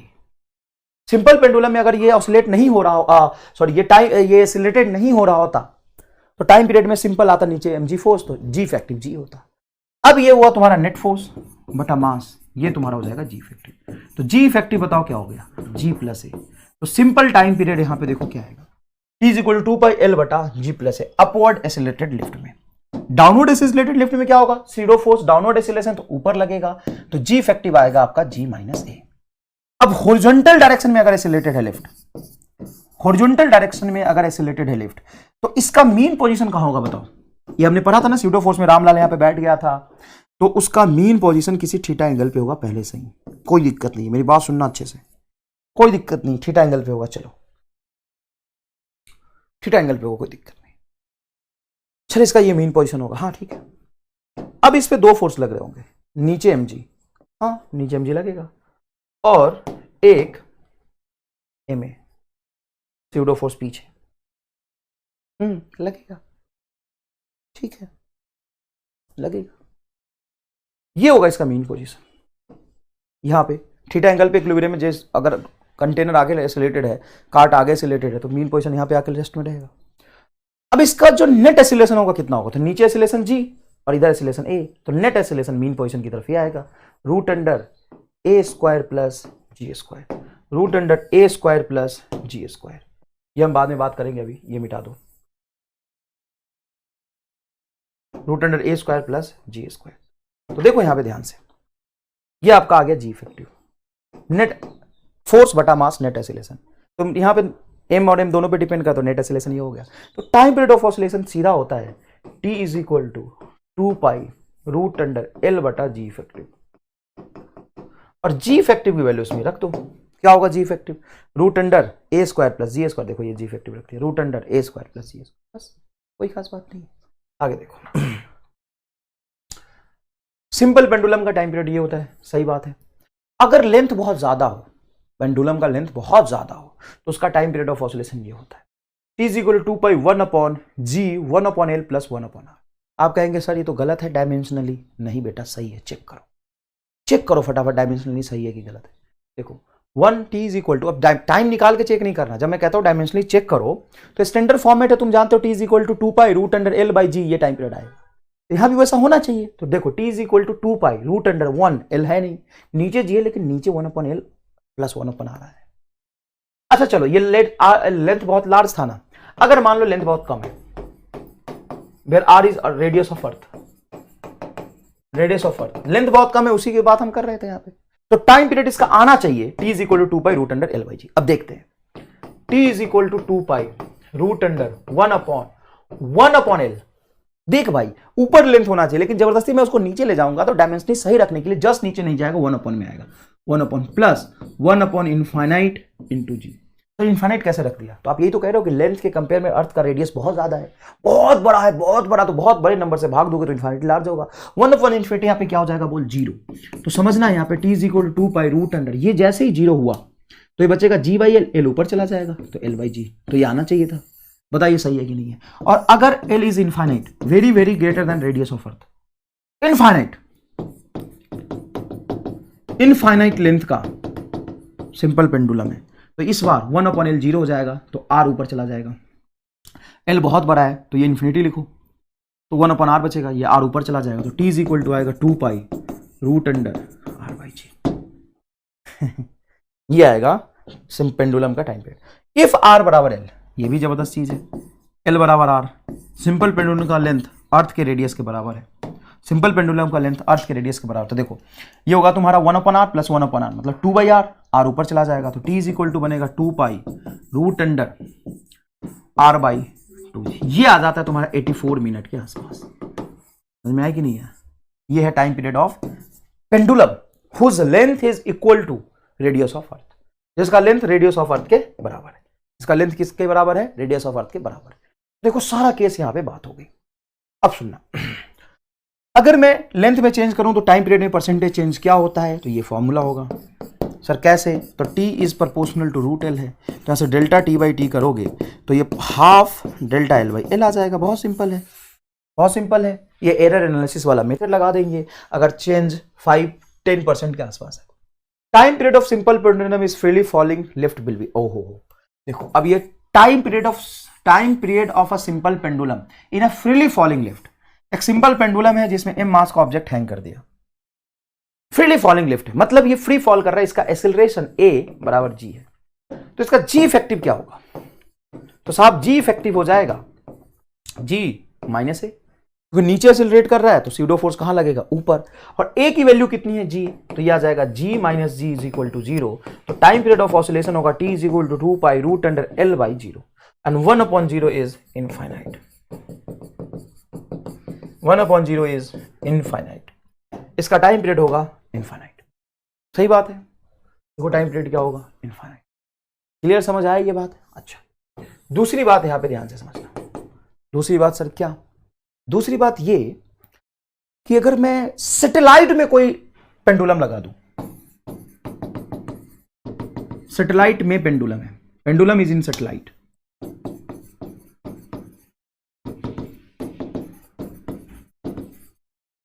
छोटी छोटी बातें पूछ लेते ना, तो समझ लो पहले ही, समय है अभी, काहे घबरा रहे हो, समझ लो पहले ही। तो बताओ पेंडुलम इन अ सैटेलाइट, अगर सैटेलाइट में पेंडुलम को रख दो तो उसका टाइम पीरियड क्या होगा? तो ऐसे सोचो कि सर अगर पेंडुलम को सैटेलाइट में रख दे तो वो फ्री फॉल कर रहा है क्या? नहीं, उसका जी इफेक्टिव 0 होता है।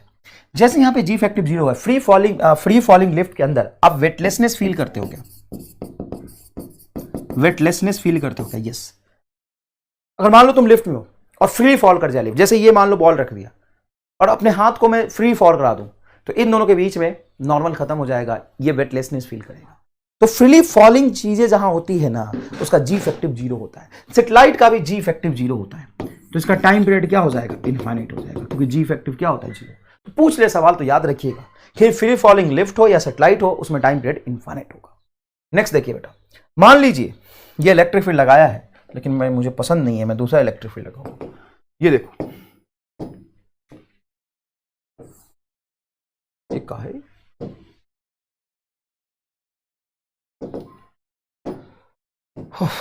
ठीक है, अब आया ना?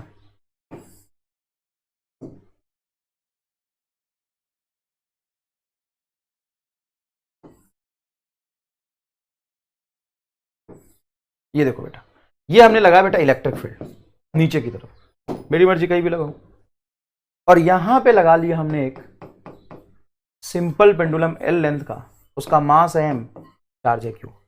अब इसका टाइम पीरियड ऑफ ऑसिलेशन क्या होगा? तो कैसे निकालेंगे टाइम पीरियड ऑफ ऑसिलेशन? तो यहां से बेटा ये कुछ थीटा एंगल बनाएगा, हाँ वर्टिकल से थीटा एंगल बनाएगा, तो टाइम पीरियड थीटा पे तो डिपेंड करता नहीं है। इसको मीन पोजीशन पे लाओ, इसका मीन पोजीशन का होगा मिड में, तो मीन पोजीशन पे लाओगे तो नीचे ही फोर्स लगेगा QE और नीचे ही फोर्स लगेगा mg। ये तुम्हारा फोर्स आ गया। फोर्स बटा मास होता है एक्सीलरेशन, जिसको हम कहते हैं जी इफेक्टिव। तो मीन पोजीशन पे जहां पे नेट फोर्स 0 होता है, वहां पे नेट फोर्स 0 होता है सर, हाँ टेंशन बैलेंस करेगा। तो सर इसी फोर्स को क्यों ले रहे हो? क्योंकि ऑसिलेट तो यही फोर्स करा ना, इसी का कंपोनेंट कराएगा, इसी का कंपोनेंट ऑसिलेट करा रहा है, P को नहीं लेना। तो तुम्हारा जी इफेक्टिव आ जाएगा QE plus mg by m। यहां से m से m कटेगा, लेकिन ये QE बाई एम आ जाएगा, G plus QE by M आ गया। तो टाइम पीरियड ऑफ ऑसिलेशन हो जाएगा 2 पाई रूट अंडर L बटा G plus QE by M. देखो कितना ईजी है। सिर्फ इलेक्ट्रिक फील्ड ऊपर होता तो फोर्स ऊपर लगता। अच्छा, यहाँ पे चार्ज निगेटिव होता तो चार्ज अगर निगेटिव होता तो इलेक्ट्रिक फील्ड के अपोजिट डायरेक्शन में चार्ज पे फोर्स लगता है, निगेटिव चार्ज पे। कोई खास बात नहीं है सर। अगर इलेक्ट्रिक फील्ड हॉरिजॉन्टल हो जाए तो और मजा आएगा। नीचे फोर्स लगेगा mg और इस तरफ आपका आगे की तरफ फोर्स लगेगा QE।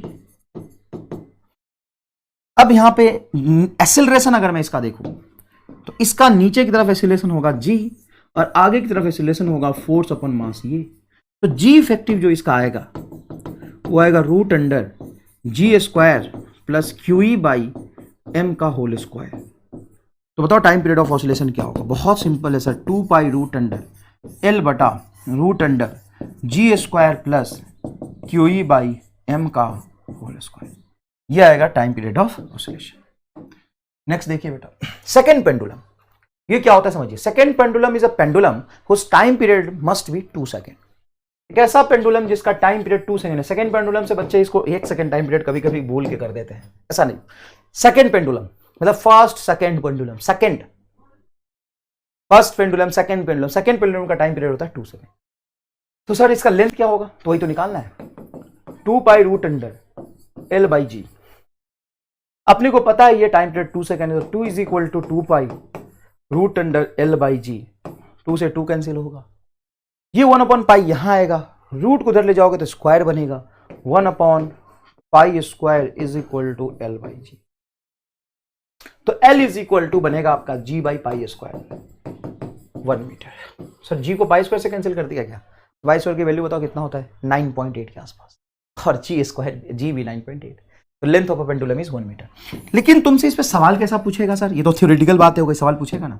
सवाल पूछेगा अगर सेकेंड पेंडुलम को मैं मून पे ले गया तो वहां पे इसका 2 सेकेंड टाइम रखने के लिए लेंथ को चेंज करना पड़ेगा। तो कितना लेंथ होना चाहिए? अर्थ पे तो लेंथ 1 मीटर में पता है, तो मून पे लेंथ कितना होना चाहिए? तो ऐसे कंसेप्ट समझो कि टी ऑफ अर्थ लिखोगे तो 2 पाई रूट अंडर L बटा जी ऑन अर्थ होगा, और अगर मून पे ले जाते हो तो ये होगा 2 पाई रूट अंडर L बटा g of moon. L of moon ले लो, अगर अलग अलग अर्थ पे और मून पे लेंथ रखोगे तो ये रिलेशन है। नॉर्मली अगर लेंथ को कांस्टेंट रखते हो आप तो मून पे जाने के बाद जी की वैल्यू कम, तो टाइम पीरियड बढ़ जाएगा। हाँ, जी की वैल्यू कम होता है, तो इसको जैसे ही कम करोगे तो टाइम पीरियड क्या होगा? बढ़ जाएगा। टाइम पीरियड बढ़ जाएगा मतलब सर धीरे धीरे ऑसिलेट करेगा। ऑसिलेटिंग जो फोर्स है जी के कम होने से कम हो जाएगा, ऑसिलेट कराने वाला फोर्स। तो टाइम पीरियड बढ़ेगा तो धीरे धीरे ऑसिलेट करेगा। बहुत ईजी है, जी कम तो टाइम पीरियड बढ़ जाएगा। तो यहां से कैलकुलेशन करके इस तरह के सवाल पूछे जा सकते हैं। Next is a time period of physical pendulum, some time it is called compound pendulum. Physical pendulum और कंपाउंड पेंडुलम। अभी तक जितने भी सिंपल पेंडुलम की हम बात कर रहे थे, पेंडुलम की सिंपल पेंडुलम की बात कर रहे थे, उसमें हमने देखा होगा कि पार्टिकल को पॉइंट मास जैसा लिया था, मतलब ये लेंथ है। अच्छा, एक बढ़िया सवाल कराना भूल गया है, सॉरी, एक बढ़िया सवाल कराना भूल गया। एक सवाल पूछते हैं कि एक बहुत लंबे लेंथ के स्ट्रिंग से एक स्फीयर को बांध दिया, स्फीयर में वाटर फिल्डेड है। क्या फिल्डेड है बेटा? वाटर। और एक होल कर दिया नीचे, अब इससे पानी बाहर बह रहा। What is moving out from this hole, then time period पे क्या इफेक्ट पड़ेगा? तो टाइम पीरियड होता है बेटा 2 pi root under L effective by g, मतलब मास का लेंथ। ये यहां पे तो मास है नहीं, तो अब यहां पे क्या लोगे? अगर स्फीयर का मास कुछ है, पानी का मास है, तो सेंटर ऑफ मास यहां होगा कहीं, हाँ यहां होगा। तो इफेक्टिव लेंथ इसका तुम लोगे ये L प्लस R।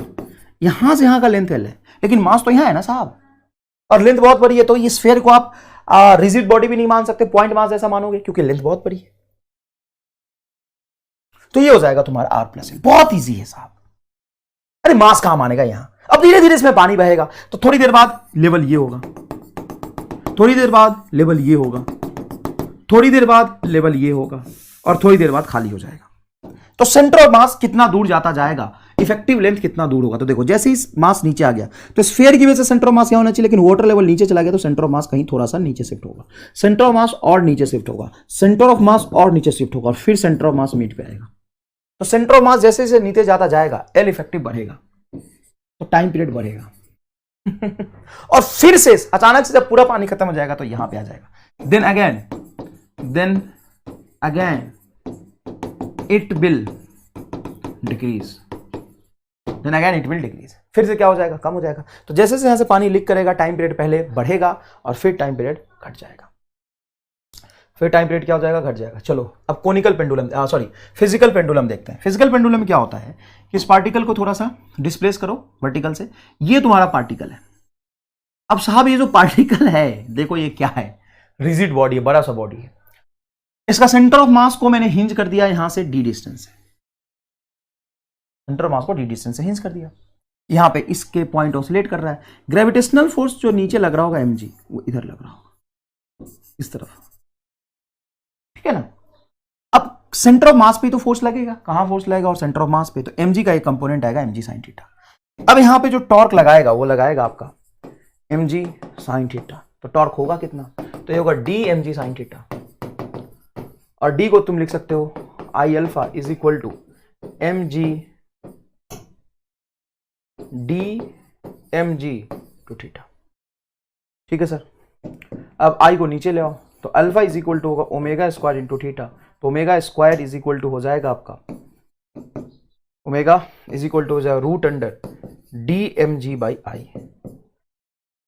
ये सिंपल हो गया इसका एंगुलर फ्रीक्वेंसी। तो टाइम पीरियड ऑफ ऑसिलेशन हो जाएगा t is equal to 2 pi root under I by M g d. T is equal to हो जाएगा आपका 2 pi root under I by M g D.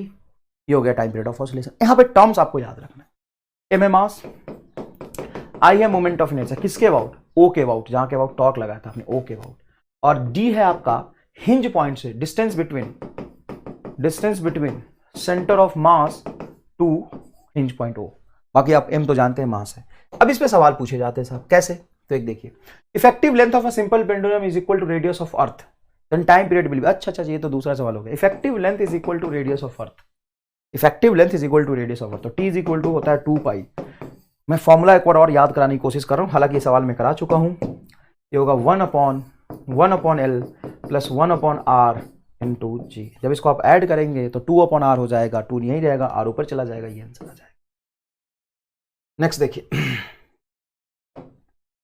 Okay, physical pendulum वाले सवाल कहाँ गए यार, फिजिकल पेंडुलम वाले सवाल होने चाहिए, ये रहे, कोई बात नहीं, अपन सवाल फिजिकल पेंडुलम वाले करेंगे, ये रहे, है ना, ये कर लिया अपन ने, ये रहे फिजिकल पेंडुलम के सवाल। देखो, uniform rod of mass m and length L is suspended about its end, then time period of a small angular oscillation is, time period of a small angular oscillation is।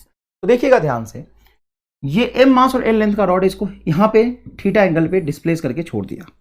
तो अब जैसे ही theta angle पे displace करके छोड़ोगे तो एक point mass नहीं है, सिंपल पेंडुलम नहीं है। दो तरह के पेंडुलम आपने पढ़े, सिंपल पेंडुलम का टाइम पीरियड होता है 2 pi root under L by g, और कंपाउंड पेंडुलम होता है 2 pi root under I by M g D.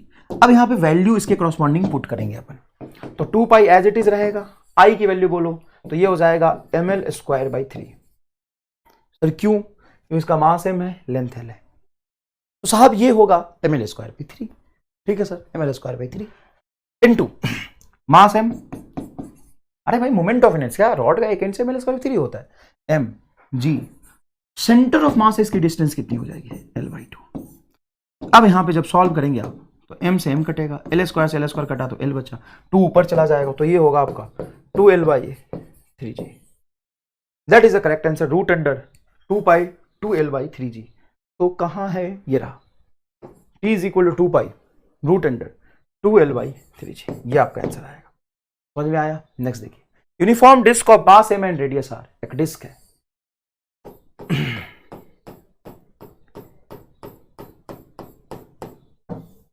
Disc है, इसका मास m है और radius r। Uniform disc of mass m radius r suspended in a vertical plane from the point on its periphery, then time period of oscillation, ऐसे इस axis पे इसको पकड़ के लटका दिया ऐसे। जैसे मान लो कि तुम डिस्क इसको मान लो, डिस्क इसको मान लो, और यहां पे इस डिस्क को ऐसे हिंज किया, ऐसे पेरीफेरी पे ऐसे टच करता हूं। अब इसको मैं ऐसे ले जाकर छोड़ दूं, फ्रिक्शन ज्यादा इसलिए ऑसिलेट कम होता है, वो दिखाई देगा, ऐसे ऐसे ऑसिलेट करेगा। क्या जबरदस्त चीज दिखाई है ना, ये रहा विजुअलाइजेशन। तो यहां से आप ऐसे ऑसिलेट करेगा तो इसका सेंटर ऑफ मास ये होगा। अब मोमेंट ऑफ इनर्शिया क्या होगा, तो डिस्क का मोमेंट ऑफ इनर्शिया इसके अबाउट होता है आई सेंटर ऑफ मास होता है mr²/2। अब इसके अबाउट देखोगे तो डिस्टेंस r ऐड हो जाएगा, तो O के अबाउट मोमेंट ऑफ इनर्शिया होगा 3/2 mr²। बहुत सही सर, एकदम सही बात है, 3/2 mr² होगा। तो 3/2 अगर 3/2 mr² अगर मोमेंट ऑफ इनर्शिया आपने निकाल लिया तो लिखिए टाइम पीरियड 2π√i 3/2 mr² बटा m g d की वैल्यू r, तो m से m कटेगा तो आएगा 2π√3r/2g 3r/2g। ले भैया बताओ समझ आया कि नहीं है, कोई खास बात नहीं है। नेक्स्ट देखिए, simple pendulum with a metallic Bob has a time period t। ठीक है, एक सिंपल पेंडुलम है, मेटालिक बॉल है, इसका मास m है, टाइम पीरियड इसका t है, 2π√L/g हो जाएगा, इन एयर होगा। And Bob is now immersed in a non viscous liquid, मतलब विस्कस लिक्विड नहीं है, विस्कोसिटी उसका फ्रिक्शन नहीं है, नॉन विस्कस मतलब फ्रिक्शन नहीं है। Liquid and oscillate if the density of the liquid is 1/4 of the metal, then time period of the simple pendulum is. तो देख भैया t is equal to 2π√L/g effective logic है। मान लो कि यहां पे लिक्विड फिल करके एक सिंपल पेंडुलम को हमने मर्ज कर दिया, एल लेंथ मास m कुछ भी है, तो इसका टाइम पीरियड ऑफ ऑसिलेशन क्या होगा। तो क्या कोई फोर्स है जो इसके ऑसिलेशन को अफेक्ट करेगा, हाँ बायएंड फोर्स। बायएंड फोर्स यहां पे जब तुम देखोगे फील कर लो, बायएंड फोर्स ऊपर लगता है एफ बी जिसकी वैल्यू होती है ρVg, और नीचे लगता है mg। जब ये साहब ऑसिलेट करेगा तो इस लाइन के लॉन्ग ऑसिलेट करेगा ऐसे, ये थीटा है तो इस लाइन के लॉन्ग नेट फोर्स जो होगा एफ बी का कंपोनेंट इधर आ जाएगा साइन वाला, और तुम ऐसे छोड़ो mg ज्यादा है तो mg minus F B net force बनेगा, तो ये हो जाएगा तुम्हारा mg माइनस एफ बी, ये तुम इंटू साइन थीटा, ये नेट फोर्स आएगा। अब तुम देख पा रहे हो कि सब पहले सिर्फ mg था, इफेक्टिव एक्सेलरेशन g होता था, अब mg माइनस एफ बी है, तो इनका सबट्रैक्शन इफेक्टिव एक्सेलरेशन होगा। तो इफेक्टिव एक्सेलरेशन की वैल्यू क्या होगी, तो t इज इक्वल टू 2π, याद करो नॉर्मल रिएक्शन, एपरेंट बेट, ये याद करो क्या था, L बटा g mg 1 माइनस ρ/σ। बहुत मारूंगा बे, याद नहीं है तो देख इधर, n बराबर apparent weight mg into 1 minus ρ/σ, नहीं पता था क्या ये, तो इफेक्टिव एक्सेलरेशन के लिए मास से डिवाइड करो तो ये बन जाएगा। तो अब रख दो सिंपल, कोई खास बात नहीं है। तो अब इसका जो टाइम पीरियड आएगा t is equal to 2π√L/g। अब ये कह रहा है कि जो लिक्विड की डेंसिटी 1/4 है, तो ये हो जाएगा बेटा 1 माइनस 1/4, तो ये होगा 4/3, तो √4/3, तो 2 बाहर आ जाएगा, √3 अंदर रहेगा, ये आंसर आ गया। बहुत आसान। अरे भैया पहले था t is equal to 2π√L/g, और अब हो जाएगा t is equal to 2π√L बटा g इफेक्टिव वही g1 minus ρ/σ, g1 minus ρ/σ। A loaded vertical spring of SSM with time period is 4 seconds. Then difference between kinetic energy and potential energy of the system varies with time period. ये तो करा दिया ना, एक काम करते हैं, then the mode of difference, mode of, यहाँ पे वर्ड जोड़ रहा हूं मैं, ध्यान से सुनना। A loaded vertical spring execute SSM with a time period of 4 seconds. Then the mode of difference between the kinetic energy and potential energy of the system varies with time. Time के साथ कैसे vary करेगा, तो t is equal to time के साथ कैसे vary करेगा, तो मॉड का मतलब t/4, t/2 जब काइनेटिक माइनस पोटेंशियल, देखो मॉड ले लूंगा तो t/4, ये आ जाएगा आपका 4/4 इज इक्वल टू 1 सेकेंड। क्या जाएगा आंसर, 1 सेकेंड। क्लियर है क्या। नेक्स्ट देखिए, नेक्स्ट नहीं थैंक यू बच्चों, इतनी जल्दी नहीं, पढ़ो यार पढ़ो, संघर्ष करो। मान लो स्प्रिंग मास सिस्टम की मैं बात करूं, एक स्प्रिंग ले लिया, m मास को हैंग कर दिया, ठीक है साहब, इक्विलिब्रियम है, इक्विलिब्रियम है। सर इक्विलिब्रियम का मतलब क्या होता है, बहुत सिंपल, इक्विलिब्रियम का मतलब है कि ऑब्वियस सी बात है, नीचे mg फोर्स लग रहा होगा और ऊपर यहां पे स्प्रिंग फोर्स कुछ fs लग रहा होगा, fs लग रहा होगा। मान लो इसका इलोंगेशन कुछ x0 है तो एक kx0 होगा, ठीक है। अभी इक्विलिब्रियम में था, नेट फोर्स 0 था, क्या इक्विलिब्रियम स्टेबल है, तो खुद से सोचो कि अगर तुम मास को ऊपर कर दोगे तो स्प्रिंग फोर्स थोड़ा कम हो जाएगा, mg तो उतना ही रहेगा, तो ये नीचे भाग के आएगा। इसको नीचे खींच के छोड़ दोगे तो तुम kx को बढ़ाओगे, mg तो उतना ही रहेगा, तो डोमिनेटिंग हो तो ऊपर चला जाएगा, मतलब ये स्टेबल है। और जहां पे स्टेबल इक्विलिब्रियम मिल जाए तो ऑसिलेट होने की प्रोबेबिलिटी है, पार्टिकल ऑसिलेट करेगा। तो मान लो इसको मैं थोड़ा नीचे खींच ही लेता हूं, चलो इसको मैं थोड़ा सा नीचे खींच लेता हूं। कितना खींचा? कुछ x लेंथ। अगर इसको मैंने x लेंथ नीचे खींचा है, x लेंथ इसको मैंने नीचे खींच लिया है, तो पहले से x नॉट था इलॉन्गेशन, अब x और आ गया, नीचे mg तो उतना ही रहेगा। तो यहां पे जो नेट फोर्स होगा, पता चल रहा है आपको कि Fs की वैल्यू ज्यादा होगी, तो Fs minus mg is equal to F net. बेटा अच्छे से समझना, Fs बोलो क्या होगा? तो सर Fs होगा kx प्लस x नॉट, क्योंकि आपने एक्स्ट्रा x खींचा यहां से, minus mg is equal to F net. तो यहां से F नेट को लिख सकते हैं आप ma is equal to kx minus kx naught minus mg। और इक्वेशन 1 से, सॉरी यहां पे इक्वेशन 1 से, यहां पे पहले केस में kx नॉट को mg लिख सकते हैं अपन, kx नॉट को क्या लिख सकते हैं अपन? mg। तो यहां पे kx नॉट और mg बराबर है, ये kx प्लस kx नॉट आएगा ना। देखो चिंता नहीं है बेटा, ये सेकेंड केस में इलोंगेट करने के बाद लिखा, ये पहले लिखा था, ये इक्वेशन 1 है, ये इक्वेशन 2 लिखा हमने। तो पहले तुम्हारा kx नॉट mg के बराबर होगा, ठीक है, बाद में नीचे mg और ऊपर तुम्हारा kx प्लस kx नॉट, तो kx plus kx naught minus mg, तो kx नॉट बराबर mg है, तो kx नॉट mg से कैंसिल हो गया। यहां भी एक जबरदस्त चीज सिखाऊंगा, सुनना मजा आ जाएगा तुम्हें, है हमारे स्टार है, पहले डेरिवेशन समझ लो। तो सर a बराबर आ जाएगा हमारा kx/m। हाँ सर इसमें निगेटिव नहीं आ रहा, निगेटिव बेटा डायरेक्शन देखोगे तब ना, मैग्नीट्यूड देखा तुमने, x नीचे खींच के ले गया इसको, और नेट फोर्स कहां आ रहा? ऊपर, तो x के अपोजिट डायरेक्शन में तो एक्सेलरेट हो रहा, अरे मीन पोजीशन से नीचे ले गया हो ना, ठीक है। तो एक्सेलरेशन के फॉर्मूले में जो आ गया, x को छोड़ के बाकी को लिख लो ओमेगा स्क्वायर। मतलब मैं तुम्हें कह रहा हूं कि तुम्हें कुछ नहीं करना, मैंने ये पहले बता दिया है कि एक्सेलरेशन में ओमेगा स्क्वायर ही क्यों आता है, फील कराया है। तो जो भी एक्सेलरेशन का फॉर्मेट आएगा उसमें x को छोड़ के जो बचेगा उसको लिख दो ओमेगा स्क्वायर। तो ओमेगा इज इक्वल टू आ जाएगा रूट अंडर k/m, तो t इज इक्वल टू आ गया 2 पाई रूट अंडर m/k। अब यहां पे देखो टाइम पीरियड मास पे डिपेंड कर रहा, पहली बात टाइम पीरियड मास पे डिपेंड कर रहा। दूसरी एक जबरदस्त बात, सर क्या है दूसरी जबरदस्त बात? सुनो ढंग से देखो। तो इक्विलिब्रियम पे जो फोर्स लग रहा था, नीचे kx, सॉरी ऊपर kx और नीचे mg, भाई साहब उसको नेट खींचने के बाद जो ये kx नॉट पहले था और mg था, वो बाद में भी कैंसिल ही हो गया। तो ऑसिलेट किसने कराया? क्या mg ग्रेविटेशनल फोर्स ने ऑसिलेट कराया क्या? हाँ या ना? तो यहां पे देखो ग्रेविटेशनल फोर्स इस लाइन पे चलेगा तो इस बॉडी पे हमेशा mg लगता रहेगा, और कांस्टेंट फोर्स कभी भी ऑसिलेशन नहीं कराता है। आप बोलोगे अभी पेंडुलम में तो कराया था, इसलिए मैंने आपको डेरिवेशन कराया था बेटा रामलाल।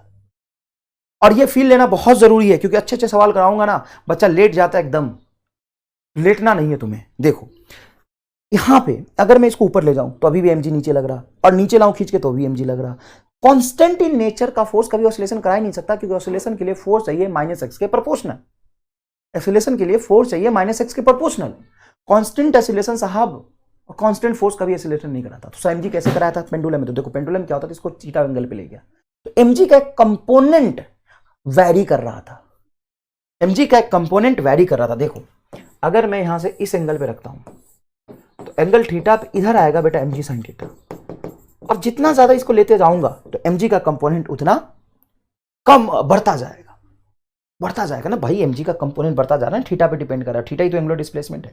तो यहां पे फोर्स जो था mg वो कांस्टेंट नेचर का नहीं रहा, ऑसिलेशन के लिए, डायरेक्शन ऑफ मोशन के लिए जितना इधर लेते जाओगे इसको mg का कंपोनेंट चेंज हो रहा था। इसीलिए वहां पे ऑसिलेशन में मेन रोल ग्रेविटेशनल फोर्स का था, सिंपल पेंडुलम के ऑसिलेशन।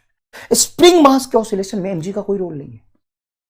तो कैसे? मैंने प्रूफ कराना, बता यहां से mg की वजह से कुछ नहीं आया।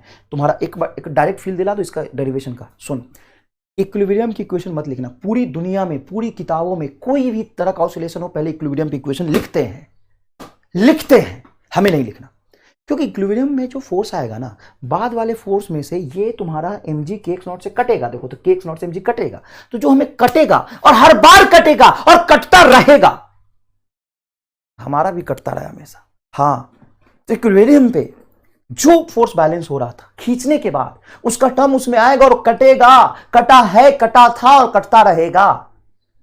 सर कुछ बताओ ताकि हमारा ना कटे। तो तुम्हारा ना कटे इसीलिए जबरदस्त चीज बता रहा हूं, ध्यान से सुनना। कभी भी इक्विलिब्रियम पे नहीं लिखो, तुम बस कंसेप्ट समझो। किसको ऑसिलेट कराया किसने? क्या केक्स नॉट ने ऑसिलेट कराया क्या? नहीं, केक्स नॉट तो एमजी को बैलेंस करने का था, और कभी भी एमजी नीचे लग रहा होगा उसको केक्स नॉट वाला ही टर्म बैलेंस कर रहा था। एक्स्ट्रा टर्म जो यहां पे आया है केक्स, उसी ने ऑसिलेशन कराया। तो छोड़ना, सीधा एम आर स्टार लगाना। एम आर स्टार कहता है कि नेट फोर्स जो ऑसिलेशन कराने का रीजन है, सीधा एम लिख दो। कौन था? केक्स। तो केक्स बराबर एम है, तो एम को नीचे ले आओ। ये तुम्हारा आ गया acceleration is proportional to x, बचा हुआ ओमेगा स्क्वायर, तो omega is equal to root under k by m, तो T is equal to 2 pi root under m by k. और ये जो सी सिखाया है तुम्हें, इसका मजेदार एप्लीकेशन तू तभी समझ पाएगा जब तू एक सवाल करेगा। और सवाल भैया वैसे तो मैं कल कराने वाला था, लेकिन आज ही कराता हूं। मान लो स्प्रिंग है, यहाँ पे एक मास रख दिया और चार्ज रख दिया, क्यों? स्प्रिंग कांस्टेंट है के। अब लगाऊंगा मैं यहाँ पे इलेक्ट्रिक फील्ड। आ भैया ले, कंटेंट की बात करते हैं लोग, ले कंटेंट, खुद ही लेट जाएंगे यहां पे। ये रहा इलेक्ट्रिक फील्ड। अब बता इसका टाइम पीरियड ऑफ ऑसिलेशन क्या होगा? साहब इसका टाइम पीरियड ऑफ ऑसिलेशन होगा 2 pi root under m by k. Why आखिर क्यों, किस लिए और कितने लोगों को समझ आया? इन सब का जवाब अगले लेक्चर में मिलेगा। धन्यवाद। ठीक है बेटा।